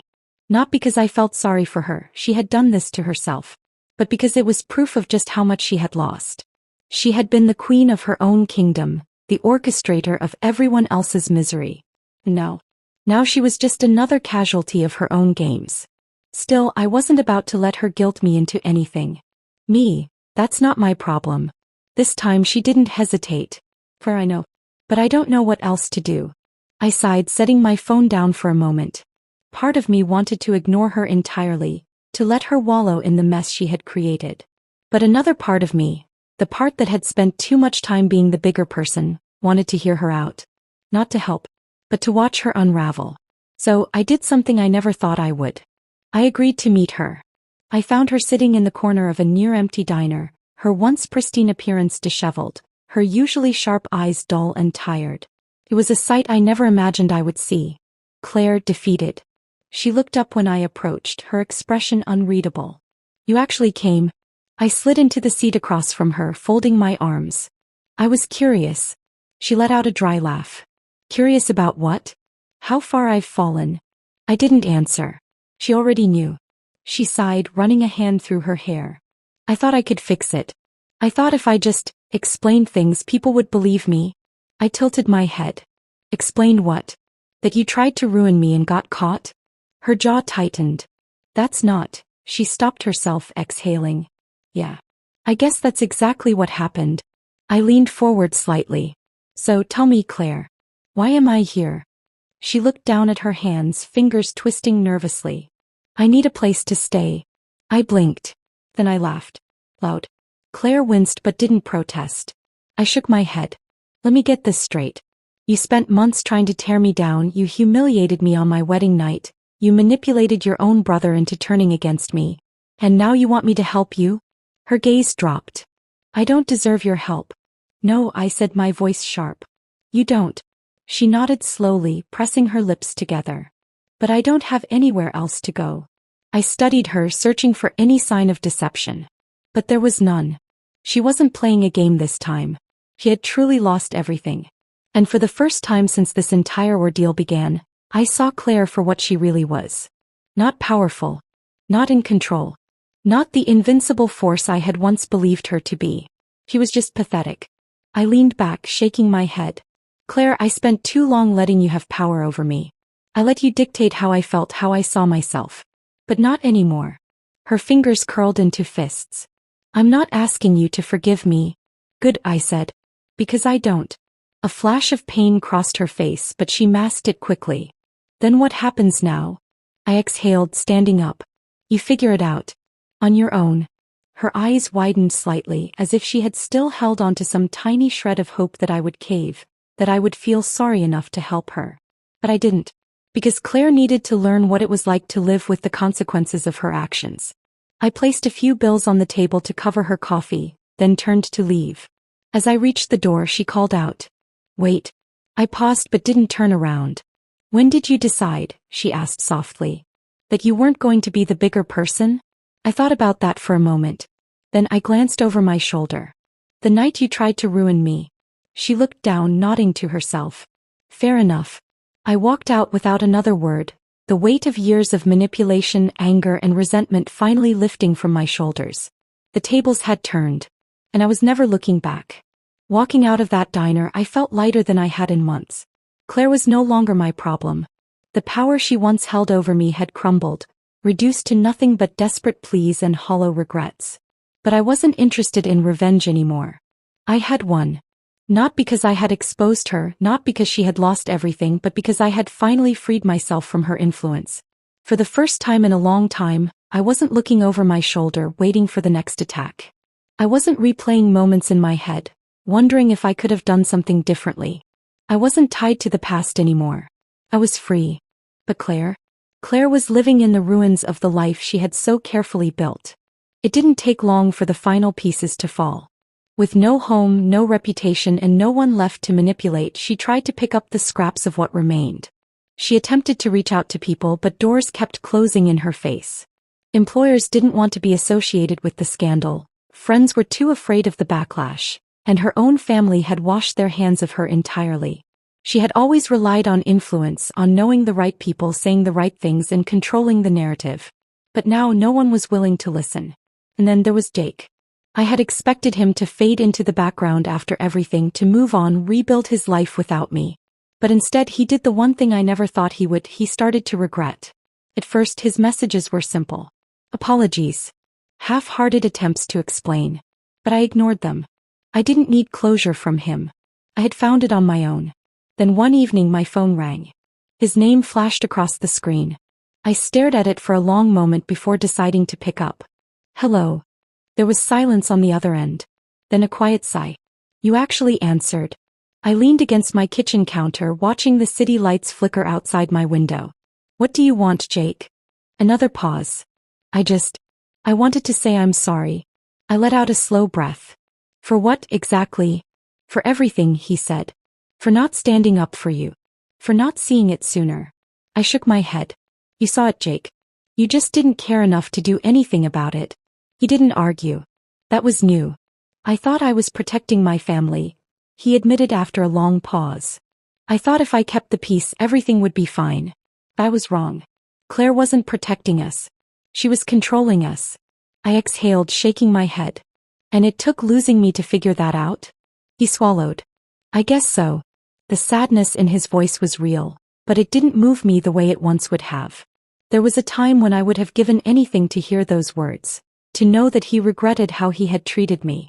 But now they were just empty echoes of a past I had already walked away from. I don't know what you want me to say, Jake, I said finally. He let out another slow breath. I wanted to talk. To see if there was any chance. There isn't. Silence. Then a quiet chuckle. Yeah. I figured. I closed my eyes for a moment, then straightened. You made your choice, Jake. And so did I. I know. His voice was soft. I wish I had been better. I nodded even though he couldn't see it. Me too. And with that I hung up. The past was finally where it belonged, behind me. The next few months were a blur of change. I moved into a new apartment, started a job I actually loved, and surrounded myself with people who truly cared about me. People who didn't make me feel like I had to prove my worth just to be accepted. Nina remained by my side, a constant reminder of the friendships that had endured through everything. I still think you should have let me expose Claire on a bigger scale, she teased one night over drinks. She deserved worse. I smirked, taking a sip of my cocktail. She destroyed herself. That's enough for me. And it was. For the first time in years, I wasn't living in someone else's shadow. I wasn't fighting to be seen or respected. I had reclaimed my life. Claire, on the other hand, was still trying to pick up the pieces. Last I heard, she had taken a job far from home, starting over in a place where no one knew her name. And Jake? He was still stuck in the mess he had helped create. But none of that mattered anymore. Because I was finally living for me. And it felt incredible. Months passed, and the storm that had once consumed my life faded into a distant memory. The drama, the betrayal, the heartbreak. It all felt like something from a different lifetime. I had rebuilt myself from the ground up, carving out a new life that was mine and mine alone. There were no whispers behind my back, no glances filled with judgment, no invisible shackles keeping me tied to a family that never wanted me in the first place. I had won. But some victories aren't meant to be celebrated with confetti and champagne. Some are quieter, more personal. Mine came in the form of peace. Peace that Claire would never know, peace that Jake would spend the rest of his life chasing but never truly find. Because while I had moved on, they were still trapped in the wreckage of their own making. I knew this because, despite my silence, they still tried to reach me. Jake's messages became less frequent but no less desperate. He was struggling, his words laced with regret, each text an attempt to rewrite the past. Jake, I miss you. Jake, I made a mistake. Jake, can we talk? Just once. I never responded. Claire, on the other hand, had gone radio silent for months. That was until one evening when a single message from an unknown number appeared on my screen. Claire, you won. Are you happy now? I stared at the words for a long time, debating whether or not I should reply. Did I owe her an answer? Did she even deserve one? Maybe not. But after everything she had put me through, I wanted the last word. Me, I didn't win. You lost. It was the truth. I had never set out to destroy Claire. I hadn't needed to. She had done that all on her own. She had been the architect of her own downfall, brick by brick, lie by lie. And in the end, there was no one left to blame but herself. She didn't reply. I hadn't expected her to. But I knew she had read it. I knew she had felt it. And that was enough. A few days later, I received another message.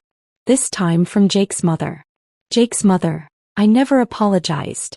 I should have believed you. That one surprised me. Not because I had expected her to remain loyal to Claire forever, but because I had assumed she would never admit she was wrong. She had always carried herself with a quiet sort of authority, the kind that made people believe she could do no wrong. But now, after seeing what Claire was truly capable of, even she couldn't deny the truth. I considered my response carefully before typing. You should have. But I don't need your apology. It was true. I had spent so much of my life seeking validation from people who were never going to give it to me. But I didn't need it anymore. Not from her.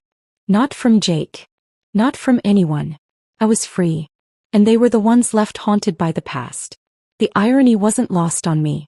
Claire had once accused me of being an outsider, of never truly belonging in their world. And in the end, she was the one who had been cast out. Jake had once promised me forever. And now he was the one alone. Poetic justice at its finest. One evening, as I sat on my balcony watching the city lights flicker against the night sky, I allowed myself a moment of reflection. I had spent so much time fighting battles I never should have had to fight, proving my worth to people who were never going to see it. But that was the past. The future? That belonged to me.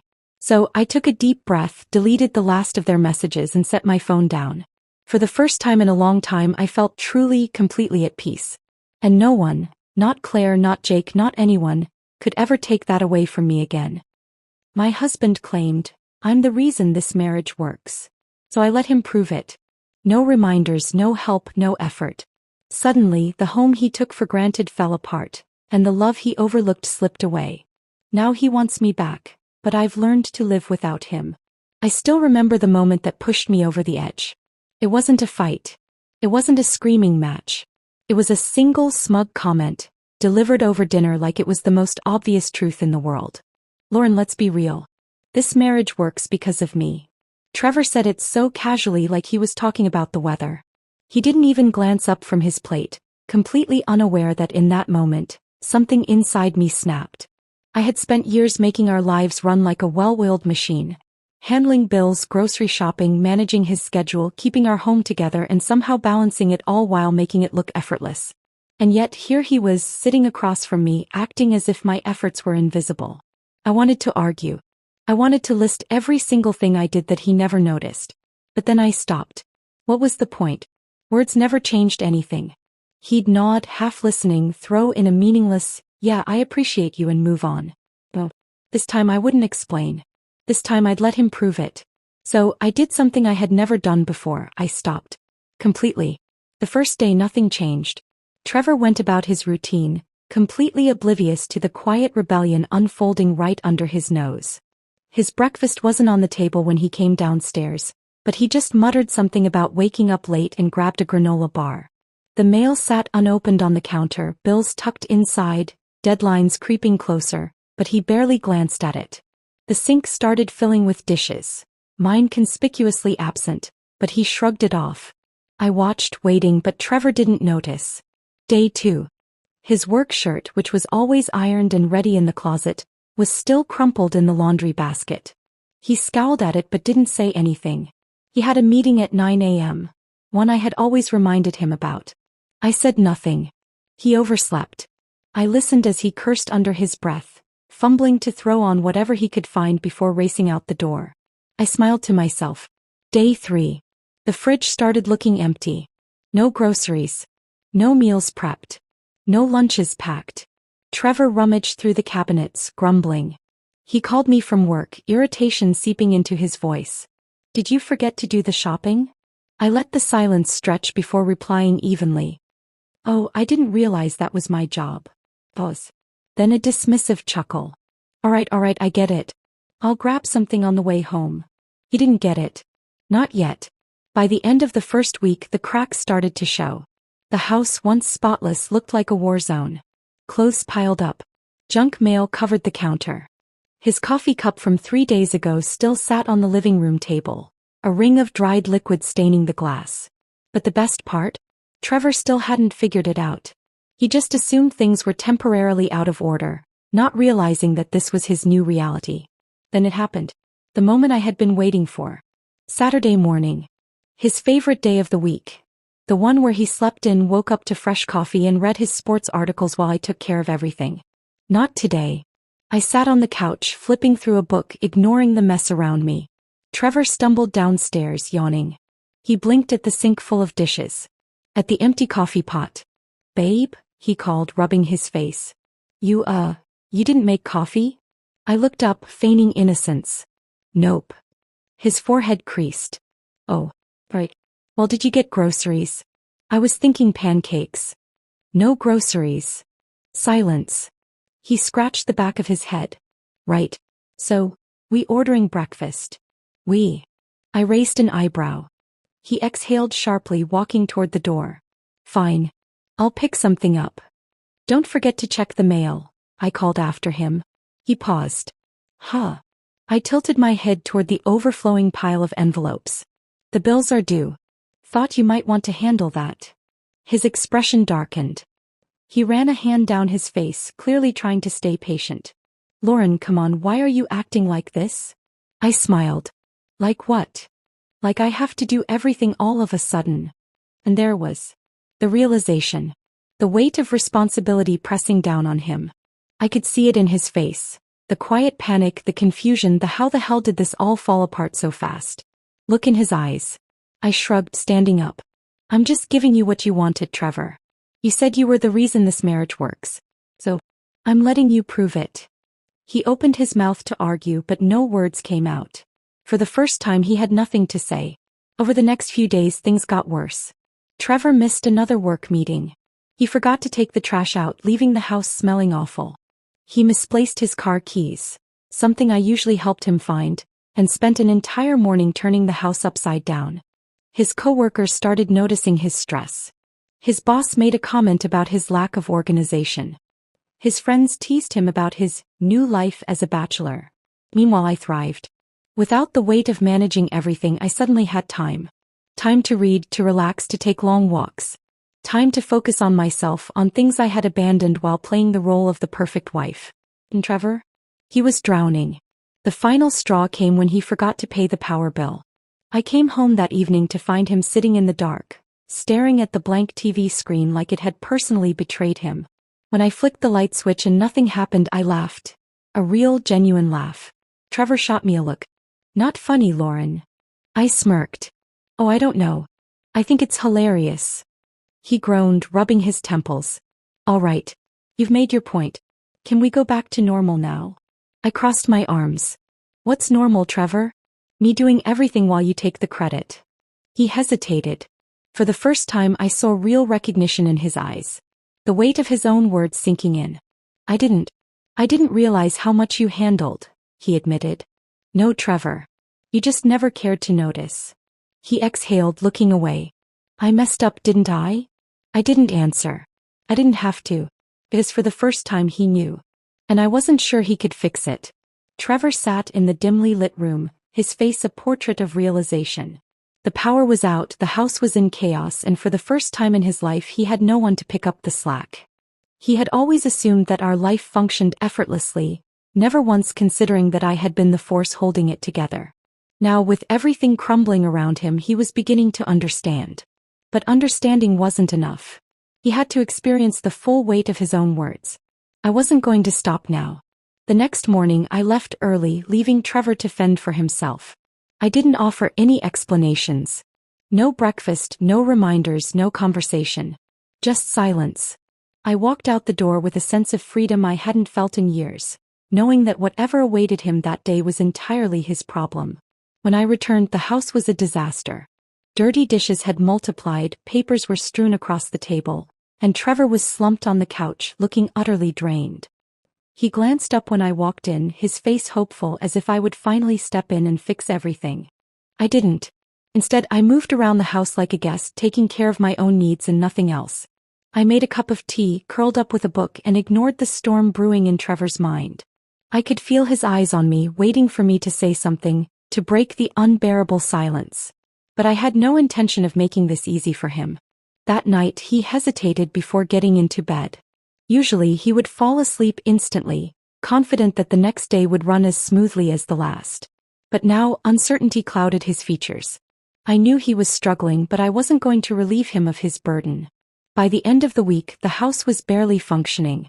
The laundry pile had grown to the point where he had to dig for clean clothes.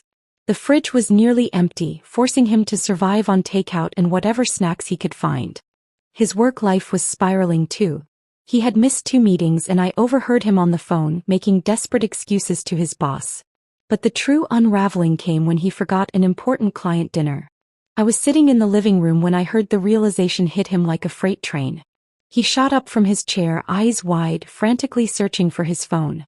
Lauren, did you? He stopped mid-sentence, catching himself. His face paled as he checked the time. The dinner was supposed to start 20 minutes ago.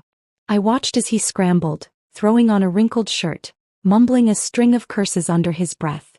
He barely acknowledged me as he rushed out the door. Hours later, he returned looking completely defeated. He dropped his keys on the table, exhaled deeply, and sat down across from me. I completely blew it, he admitted, rubbing his hands over his face. The client walked out. I had no idea what to say. I wasn't prepared. I sipped my tea waiting. I didn't realize how much you kept track of things, he continued, his voice softer now. I always thought it just happened. For the first time he was acknowledging my role. But he wasn't broken enough yet. I leaned forward slightly, my expression unreadable. You wanted to prove that you were the reason this marriage worked. How's that going? He flinched at my words. He had no answer. The next day I decided to take things a step further. If Trevor wanted to believe that he could handle everything, I was going to let him experience the full extent of his responsibilities. I stopped paying the bills. At first he didn't notice. Days passed and life continued to be a mess, but he assumed that things would somehow sort themselves out. He believed that just because a problem wasn't immediately visible, it didn't exist. Then one morning his phone buzzed with a notification. I watched from across the room as he read it, his expression shifting from confusion to alarm. Why is the internet shut off? I shrugged. Probably because the bill wasn't paid. His eyes darted to me. You always handle that. Not anymore. Panic flickered in his gaze. He grabbed his laptop, tried to use his phone as a hotspot, but his data had run out. This is ridiculous, he muttered. I didn't respond. I simply got up, grabbed my bag and left for the day. That evening when I returned, I found him surrounded by overdue notices. The electricity bill, the gas bill, the car insurance, all of them sitting in a stack he hadn't bothered to open until now. His leg bounced anxiously as he calculated the late fees. He looked up at me, frustration clear on his face. Why didn't you remind me? I tilted my head. You're the reason this marriage works, remember? Trevor didn't answer. That night I heard him tossing and turning in bed. The weight of responsibility was settling in, pressing down on him in a way he had never experienced before. The next morning he was up early, paying bills, sorting through the chaos he had let pile up. I could see it happening, the cracks deepening, the arrogance fading. He was starting to understand. But I wasn't done yet. The final test came when he got a call from his mother. Trevor, sweetheart, why didn't you remind me about my doctor's appointment? She asked, her voice slightly concerned. You always check in on me beforehand. His jaw tightened. I saw the moment it hit him, that I had been the one reminding him all these years. That I had kept track of not only our life but his family's too. He barely managed to stammer out an apology before hanging up. When he turned to me there was no defensiveness, no excuses. Just quiet realization. I really messed up, didn't I? He admitted. I leaned against the counter, arms crossed. You finally seeing it? He swallowed hard, nodding. Trevor was unraveling. His carefully curated image of the husband who had it all together was gone, replaced by a man who had been utterly lost without me. The weight of reality had crushed him, and for the first time he truly understood what I had been carrying all these years. But the question was, did he really want to change? Or was this just panic? I wasn't going to make this easy for him. Because for the first time in a long time I had nothing to lose. Trevor had always been composed, the type to handle himself with an air of effortless control. But that image was shattering piece by piece. The house had become a reflection of his unraveling. Disorder creeping into every corner, the walls closing in on him. His once meticulously planned days had turned into an endless cycle of forgotten obligations, missed deadlines and last-minute scrambles. I watched from the sidelines, silently observing his descent into the chaos he had once claimed never touched him.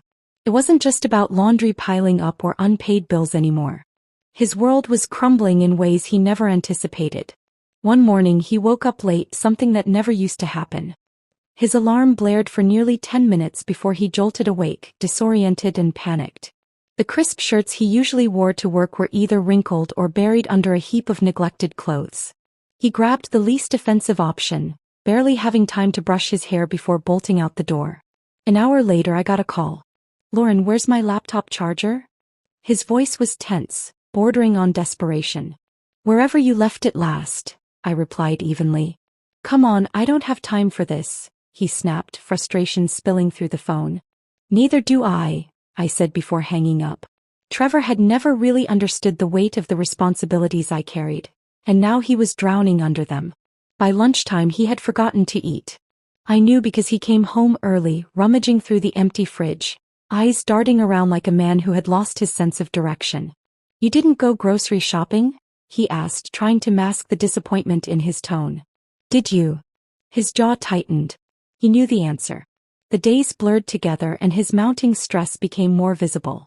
He started forgetting things, small details that once seemed insignificant but now had massive consequences. A missed meeting led to an angry client. A misplaced document sent his boss into a spiral of discontent. His emails stacked up, unread, because he no longer had the mental space to keep track of everything. Then came the day he hit his breaking point. Trevor had an important presentation, one that could define the trajectory of his career. He had worked on it for weeks, Or at least he thought he had. In reality, he had barely been able to keep up with the daily chaos, let alone prepare something substantial. He left early that morning, his face tight with nerves, muttering something about getting to the office early to finalize the details. That night, he returned looking like he had been physically drained. He walked in, threw his keys on the counter, and just stood there staring into the void. "How did it go?" I asked, feigning curiosity. He let out a hollow laugh. "Disaster. Absolute disaster." "What happened?" He ran a hand down his face. "I wasn't ready. The slides were a mess. I forgot key points.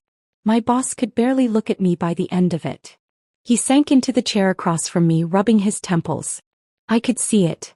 The slow, painful realization that he had taken everything for granted. "I never knew how much you did," he admitted, his voice quieter than before. I let the words hang in the air, offering him no reassurance, no comfort. Because this wasn't about validation. It was about understanding. The unraveling didn't stop there. The next morning, he was supposed to meet a friend for coffee, something he had arranged weeks ago. But when his friend called asking where he was, Trevor's face drained of color. He had completely forgotten. No reminders. No calendar alerts. Just an empty promise he had made and failed to keep. His friendships, once solid, were beginning to show cracks. His colleagues had started to notice his distracted behavior, his inability to keep up with the pace he once prided himself on. And then the ultimate humiliation came. Trevor had always been well put together, never the type to appear anything less than composed in public. But when he arrived at work one morning wearing mismatched shoes, his co-workers barely contained their laughter. He had left in such a hurry that he hadn't noticed. When he came home that evening, he tossed the shoes into the corner and collapsed onto the couch. "This is ridiculous," he muttered. "What is?" "Everything. I feel like my entire life is falling apart." "That's because it is." He exhaled sharply, shaking his head. "I don't get it. How did you do all of this? How did you keep track of everything and still make it look easy?" I looked at him, really looked at him. The man who had once bragged about being the backbone of this marriage was now barely holding himself together. "It wasn't easy, Trevor. You just never had to see the effort it took." He didn't respond. There was nothing he could say.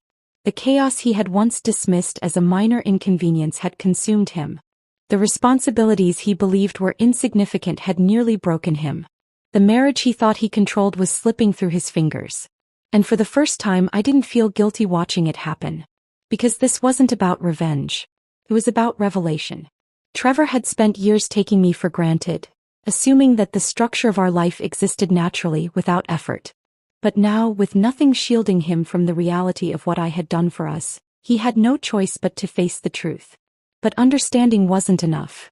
The question was he willing to change? And if he did, would it even matter? Because something in me had already begun to shift. And I wasn't sure I could go back. Trevor had always prided himself on being the composed, put-together man. He carried himself with an air of confidence, the kind that made people believe he had his life in order. But that image was slipping, and fast. No matter how hard he tried to conceal the mess brewing inside our home, the cracks were becoming too wide to ignore. The people around him were starting to see what I had known for years. He wasn't nearly as capable as he believed. It started subtly. The forgotten appointments, the rushed excuses, the way he constantly seemed one step behind. At first, he chalked it up to being overwhelmed, brushing off his disorganization with a forced laugh. But I could see the shift happening. He was unraveling in real time, and the world around him was beginning to notice. One evening, we attended a dinner with some of his colleagues, an event he usually looked forward to. He thrived in these settings, always the charismatic one, effortlessly steering conversations, earning approving nods from his peers. But that night something was off. His suit, usually crisp and tailored to perfection, was wrinkled, as if he had pulled it out of the laundry basket at the last minute. His tie was slightly crooked, a small but telling detail that screamed he was out of sync. The moment we walked in, I felt the shift. People noticed. The usual gleam in his eyes was dulled by exhaustion, his charm muted by the stress he had been drowning in. When someone asked about a report he was supposed to submit, he hesitated. A brief pause that normally wouldn't have meant much, but in this setting spoke volumes. "Oh, right," he muttered, rubbing the back of his neck. "It's in progress." I've just had a lot going on lately. A polite chuckle followed, but the questioning glances lingered. These were the same people who had always seen him as sharp, reliable. Now they were starting to wonder. The conversation shifted and I let him struggle through it, offering no lifeline. It wasn't out of malice. It was necessary. He had spent years dismissing my contributions, claiming he was the backbone of our marriage. Now he was standing on that belief alone and it was crumbling beneath him. But that was only the beginning. The real blow came during a gathering at his parents' house. His mother, always keen on keeping up appearances, had invited a mix of family friends and distant relatives, the kind of people who thrived on gossip. Trevor, already worn thin, was trying desperately to maintain the illusion that everything was fine. It fell apart spectacularly. Halfway through the evening, his mother pulled me aside. Her smile was pleasant, but her voice held an edge of concern. "Lauren, is Trevor okay? He's been so distracted lately. And he looks tired." I held her gaze, debating whether to shield him or let the truth settle in. In the end, I simply said, "He's handling a lot right now." I didn't need to elaborate. She had already noticed. And so had everyone else. As the night went on, Trevor grew more agitated. He snapped at his sister for a harmless joke, then spent too long staring at his phone, pretending to be busy. It was unlike him. He was usually the life of these gatherings, making people laugh, carrying conversations with ease. But that night he was a shadow of himself. The final blow came when his uncle, a blunt man with little patience for pretense, clapped him on the shoulder and said, "Son, you look like you haven't slept in weeks. Work running you ragged." Trevor forced a laugh, but it lacked conviction. "Something like that. Maybe you need to take a break. Get yourself together," his uncle added, not realizing how deep the words cut. Trevor clenched his jaw, nodding absently. But I saw it. The way his fingers tightened around his glass, the flicker of something dangerously close to defeat in his eyes. Later that night, after we returned home, he finally cracked. He paced the living room, his frustrations spilling over. "Did you hear them? The way they were looking at me? Like I'm some mess who can't handle his own life." I sat back on the couch, arms crossed. "Maybe because that's exactly what's happening." His eyes snapped to mine. "You think this is funny?" "No," I said evenly. "I think it's ironic." He exhaled sharply, running a hand through his hair. "This isn't fair, Lauren. I've just been off my game lately. That's all." "Lately?" I echoed, raising an eyebrow. "Try since the moment I stopped picking up the pieces for you." He looked away, shaking his head, but he couldn't argue. He knew I was right. Silence stretched between us, thick with unspoken truths. For the first time, Trevor was experiencing what it felt like to carry the full weight of responsibility. No shortcuts. No safety nets. Just him standing in the wreckage of his own making. "I didn't think it would be this hard," he admitted quietly. I studied him, wondering if this was finally the moment that would change things. But then he sighed, shaking his head as if willing himself to push the thoughts away. "I just need to get back on track," he muttered, more to himself than to me. "Fix things. Get control again." And there was. He still thought this was something temporary, something he could fix like a problem at work. He didn't realize that the foundation itself had been flawed all along. I stood up, my voice calm but firm. "Trevor, this isn't about getting back on track. This is about realizing that track never existed without me holding it together." He swallowed hard, his posture tense. I didn't wait for a response. I turned and walked away, leaving him standing in the middle of the mess he had created, both in our home and in our marriage. And for the first time, I wasn't sure if I even cared whether he figured it out. The moment I walked away from Trevor that night, something inside me shifted. I had spent so many years carrying the weight of our life together, always making sure things ran smoothly, always picking up the pieces. But now, standing on the other side of his unraveling, I felt something I hadn't in a long time: relief. For the first time, I wasn't the one scrambling to fix everything. I wasn't the one smoothing over his mistakes or cushioning his falls. I was just existing, and it felt liberating. The next morning, I woke up before sunrise, but instead of jumping out of bed to prepare for the day, I stayed there, staring at the ceiling. The usual urgency I had lived with for years was gone. There was no rush to check the calendar, no list of responsibilities waiting for me. Trevor, on the other hand, was already up, muttering to himself in frustration as he rummaged through drawers. His usual routine was in complete disarray. I didn't offer to help. Instead, I made myself a cup of coffee and sat by the window, watching the early morning light seep through the blinds. It was peaceful. For once, my mind wasn't cluttered with everything that needed to be done for him. By mid-morning, I found myself rediscovering small joys I had long abandoned. I picked up a book I had meant to read for years. I went for a walk, breathing in the crisp air, enjoying the sound of my footsteps on the pavement. I stopped by a cafe I used to love before marriage had consumed all my free time. I had been so lost in the endless responsibilities of being Trevor's wife that I had forgotten what it felt like to be me. And the more I indulged in this newfound freedom, the less I missed the life I had left behind. Days passed and I found myself making decisions without factoring Trevor into them. I signed up for a painting class. I started eating meals when I was hungry, not when it was convenient for his schedule. I reconnected with friends, people I had unintentionally drifted from because I had been too consumed with running our household. Every step away from my old life felt like a step toward something better, something lighter. Meanwhile, Trevor was still struggling. He was late to work more often than not. His desk, once pristine, had become a reflection of his deteriorating grip on order. Papers scattered, unopened envelopes piling up. He had lost weight, not dramatically but enough that people started noticing. He wasn't sleeping well, his face lined with exhaustion, dark circles forming under his eyes. At first he didn't say much about my newfound independence. But I could tell he felt it. One evening I was getting ready to go out when he finally broke. "Where are you going?" he asked, trying to keep his tone casual, but the edge in his voice was unmistakable. "Out," I replied simply, slipping on my shoes. "With who?" "Friends." He stood there, watching me as I gathered my things, his expression unreadable. "You never used to go out this much," he said after a moment. I shrugged. "I never had the time before." He exhaled sharply, running a hand through his hair. "Lauren, what are we doing?" I turned to face him. "What do you mean?" "This," he gestured vaguely between us. "You're acting like we're not even married anymore." I met his gaze, my voice calm. "Are we?" The silence that followed was heavy. For so long our marriage had been defined by my effort. The moment I stopped holding everything together, it all fell apart. And now here we were, standing in the wreckage, realizing that maybe, just maybe, there was nothing left worth saving. Trevor looked away first, his jaw tightening. I didn't think it would get to this point." I sighed, adjusting my bag on my shoulder. "Neither did I." And with that, I walked out the door, leaving him standing there, drowning in the realization that I was no longer the woman waiting at home for him. As the weeks passed, I felt myself changing in ways I hadn't expected.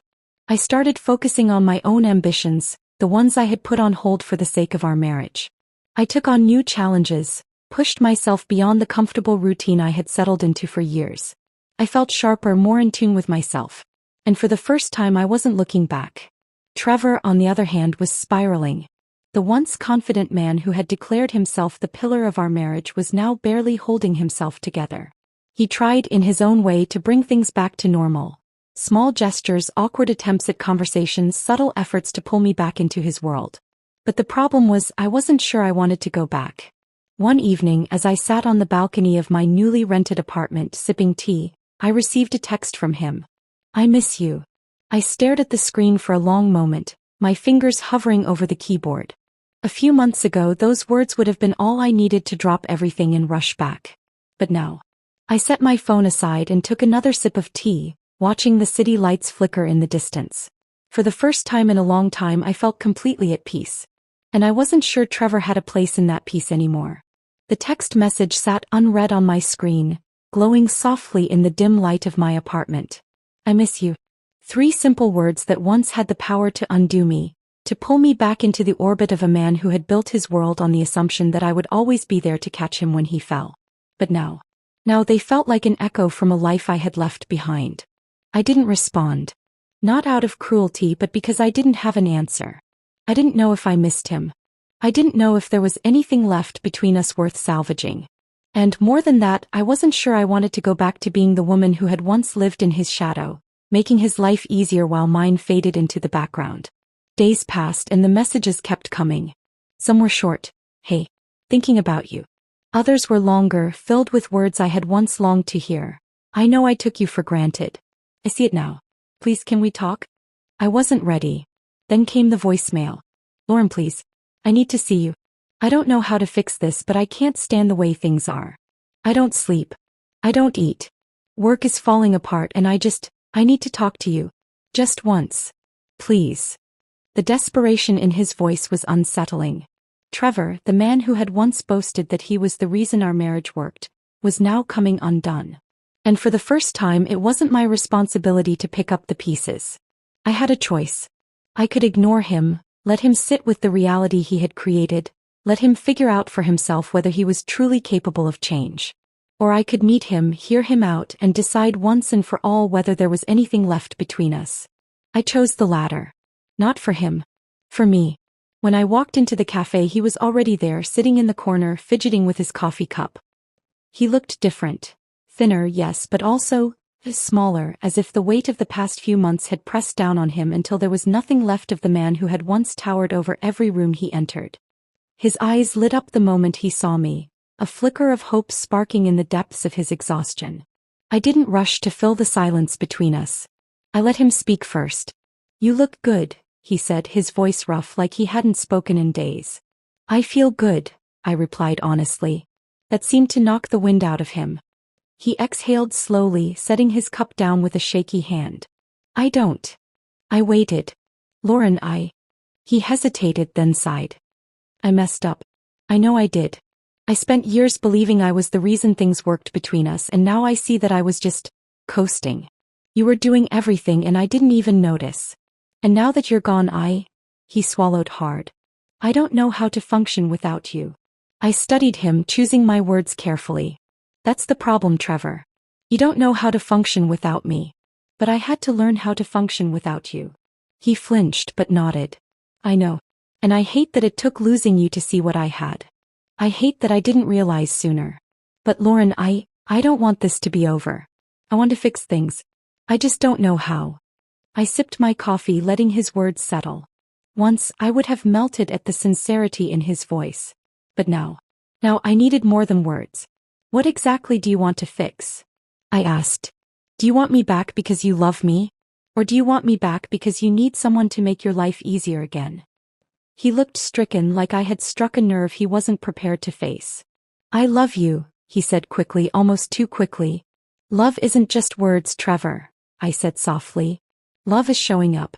Love is seeing your partner, valuing them, treating them as an equal. You didn't do that when you had the chance. And now that I found myself again, I don't know if I can go back to being the woman who spent her life making yours easier. His hands curled into fists on the table, not in anger but in helplessness. So what does that mean? He asked. I exhaled, setting my cup down. It means I need more than an apology. I need to see real change. Not just for a few weeks, not just until you're comfortable again. If you want me in your life, you need to prove that you see me as your partner, not your caretaker. Because I'm not coming back to the life we had before. That's not an option. He nodded slowly, absorbing my words. For once, he wasn't arguing. He wasn't trying to convince me to forgive him instantly. He was just listening. I don't want to lose you, he admitted. Then prove it, I said simply. The weeks that followed were unexpected. Trevor didn't flood my phone with messages. He didn't show up at my door demanding a second chance. Instead, he did the one thing I never expected. He started doing the work. He hired a cleaning service, not as a way to win me back, but because he finally admitted he couldn't keep up with the house alone. He started meal prepping, forcing himself to learn how to cook more than just the occasional breakfast. He set reminders for bills, kept a calendar for his appointments, and even, shockingly, started therapy. Not once did he ask me to come back. He let me have my space. He let me exist outside of him. And that was when I realized, maybe, just maybe, he was capable of change. But the question wasn't whether he could change. The question was, did I still want to be with him? Because for the first time in my life, I wasn't waiting for him to catch up. I wasn't standing still, hoping he'd become the man I had always needed him to be. I was already moving forward. And I wasn't sure if I wanted to turn back. Trevor was making an effort. A real one. And for the first time, it wasn't just about convincing me to come back. It was about proving to himself that he could stand on his own. He had spent years assuming his world functioned effortlessly because of his own strength. Now, stripped of that illusion, he had been forced to build something real. But was it enough? I watched from a distance, carefully observing his actions without stepping in to fix things for him. He didn't ask me for help anymore, nor did he send long-winded apologies hoping I'd swoop in and make things easier. The man who once rolled his eyes at my planning now had his own calendar, a structured routine, and an awareness of the responsibilities he used to ignore. Yet I wasn't sure if that changed how I felt. One evening he reached out, not with another plea but with a simple message. Dinner? Just a talk. No pressure. It took me an hour to decide. I wasn't afraid of seeing him. I was afraid of what it would mean if I did. Did I want closure? Did I want a second chance? Or was I only going to confirm what I already suspected, that I had outgrown us? I agreed. When I arrived at the restaurant, he was already waiting. Not fidgeting. Not anxiously checking his phone. Just waiting, calm and composed, like he had finally made peace with the fact that he couldn't control the outcome. You look happy, he said as I sat down. I am. He nodded, exhaling slowly. That's good. You deserve to be. We talked, really talked for the first time in months. There was no defensiveness, no justifications. Just honesty. He told me about the nights he lay awake, thinking about how easily he had dismissed my efforts. About how he had always believed love meant providing, but never realized that showing up was just as important as earning a paycheck. I don't want to be that man again, he admitted, his voice steady. Not just for you but for myself. And that was the moment I knew he had truly changed. Not because he was asking for forgiveness, but because he wasn't demanding an answer. I still love you, Lauren, he said quietly. But I know that love isn't enough if I haven't earned back your trust. I swallowed, my heart tightening at his words. So what do you want? He asked. I stared at him, feeling the weight of the choice before me. He had changed, yes, but had I? Could I still be the woman who once built her life around him? Or had I built something better on my own? And more importantly, was I willing to give it up? I stared at Trevor, his question lingering in the space between us like a thread waiting to snap. So what do you want? For so long my choices had revolved around him. My time, my energy, my identity had been woven into the fabric of our marriage, and now for the first time, I had a decision to make that was entirely my own. He had changed. That much was undeniable. The man sitting across from me wasn't the same person who had once taken my presence for granted. He wasn't waiting for me to clean up his mess or step in as the quiet force that kept his life together. He had learned. He had grown. But was that enough? I took a slow breath, measuring the weight of my thoughts before I spoke. I don't know, Trevor. His expression didn't falter, though I could see the flicker of emotion in his eyes. He nodded as if he had expected that answer. I understand. And he did. That was the difference. Before he would have argued. He would have tried to convince me to lay out promises of how things would be different, how he would never take me for granted again. But now he sat still, accepting that he had no control over my decision. I spent so many years making sure you had everything you needed, I said finally, my voice steady but soft. And in doing that, I lost sight of what I needed. I had to leave to find that again. And did you? He asked. I met his gaze. I did. Silence stretched between us, filled not with tension, but with something far heavier, understanding. Trevor exhaled slowly, his hands resting on the table. Then maybe that's what this was all meant to be. I frowned slightly, not expecting him to say that. Maybe we were never supposed to stay the same, he continued, his tone thoughtful. Maybe we were meant to love each other, to learn from each other, but not to hold on so tightly that we kept each other from growing. My chest tightened at his words. There had been a time when I thought love meant enduring no matter what. That staying meant success and leaving meant failure. But now, sitting across from him, I realized that love didn't have to mean holding on at all costs. Sometimes love meant letting go. I will always care about you, Lauren, Trevor said, a faint, sad smile on his lips. But if you're happier without me, I won't stand in your way. Tears pricked my eyes, not out of sadness but because of how far we had come. I don't regret us, I whispered. Neither do I. And just like that, the moment passed. We finished our dinner, not as a broken couple grasping at something irreparable, but as two people who had walked a long road together and were now standing at a crossroads, ready to go in separate directions. When we stepped outside, the cool night air wrapped around us. Trevor turned to me, his hands in his pockets, his expression soft but sure. Goodbye, Lauren. I swallowed, my heart aching in a way I hadn't anticipated. Goodbye, Trevor. Then without another word we parted ways. As I walked toward my car I felt something shift inside me. It wasn't regret. It wasn't sorrow. It was freedom, the kind that comes when you finally choose yourself. For years I had believed that love meant sacrifice. That to be a good wife I had to put Trevor first, to make our home my priority, to build my world around his needs. But now as I drove away I realized that love, real love, meant something entirely different. Love meant growth. It meant respect. It meant choosing happiness, even when it led you away from the person you once thought you'd spend forever with. And I had finally done that. I had finally chosen me.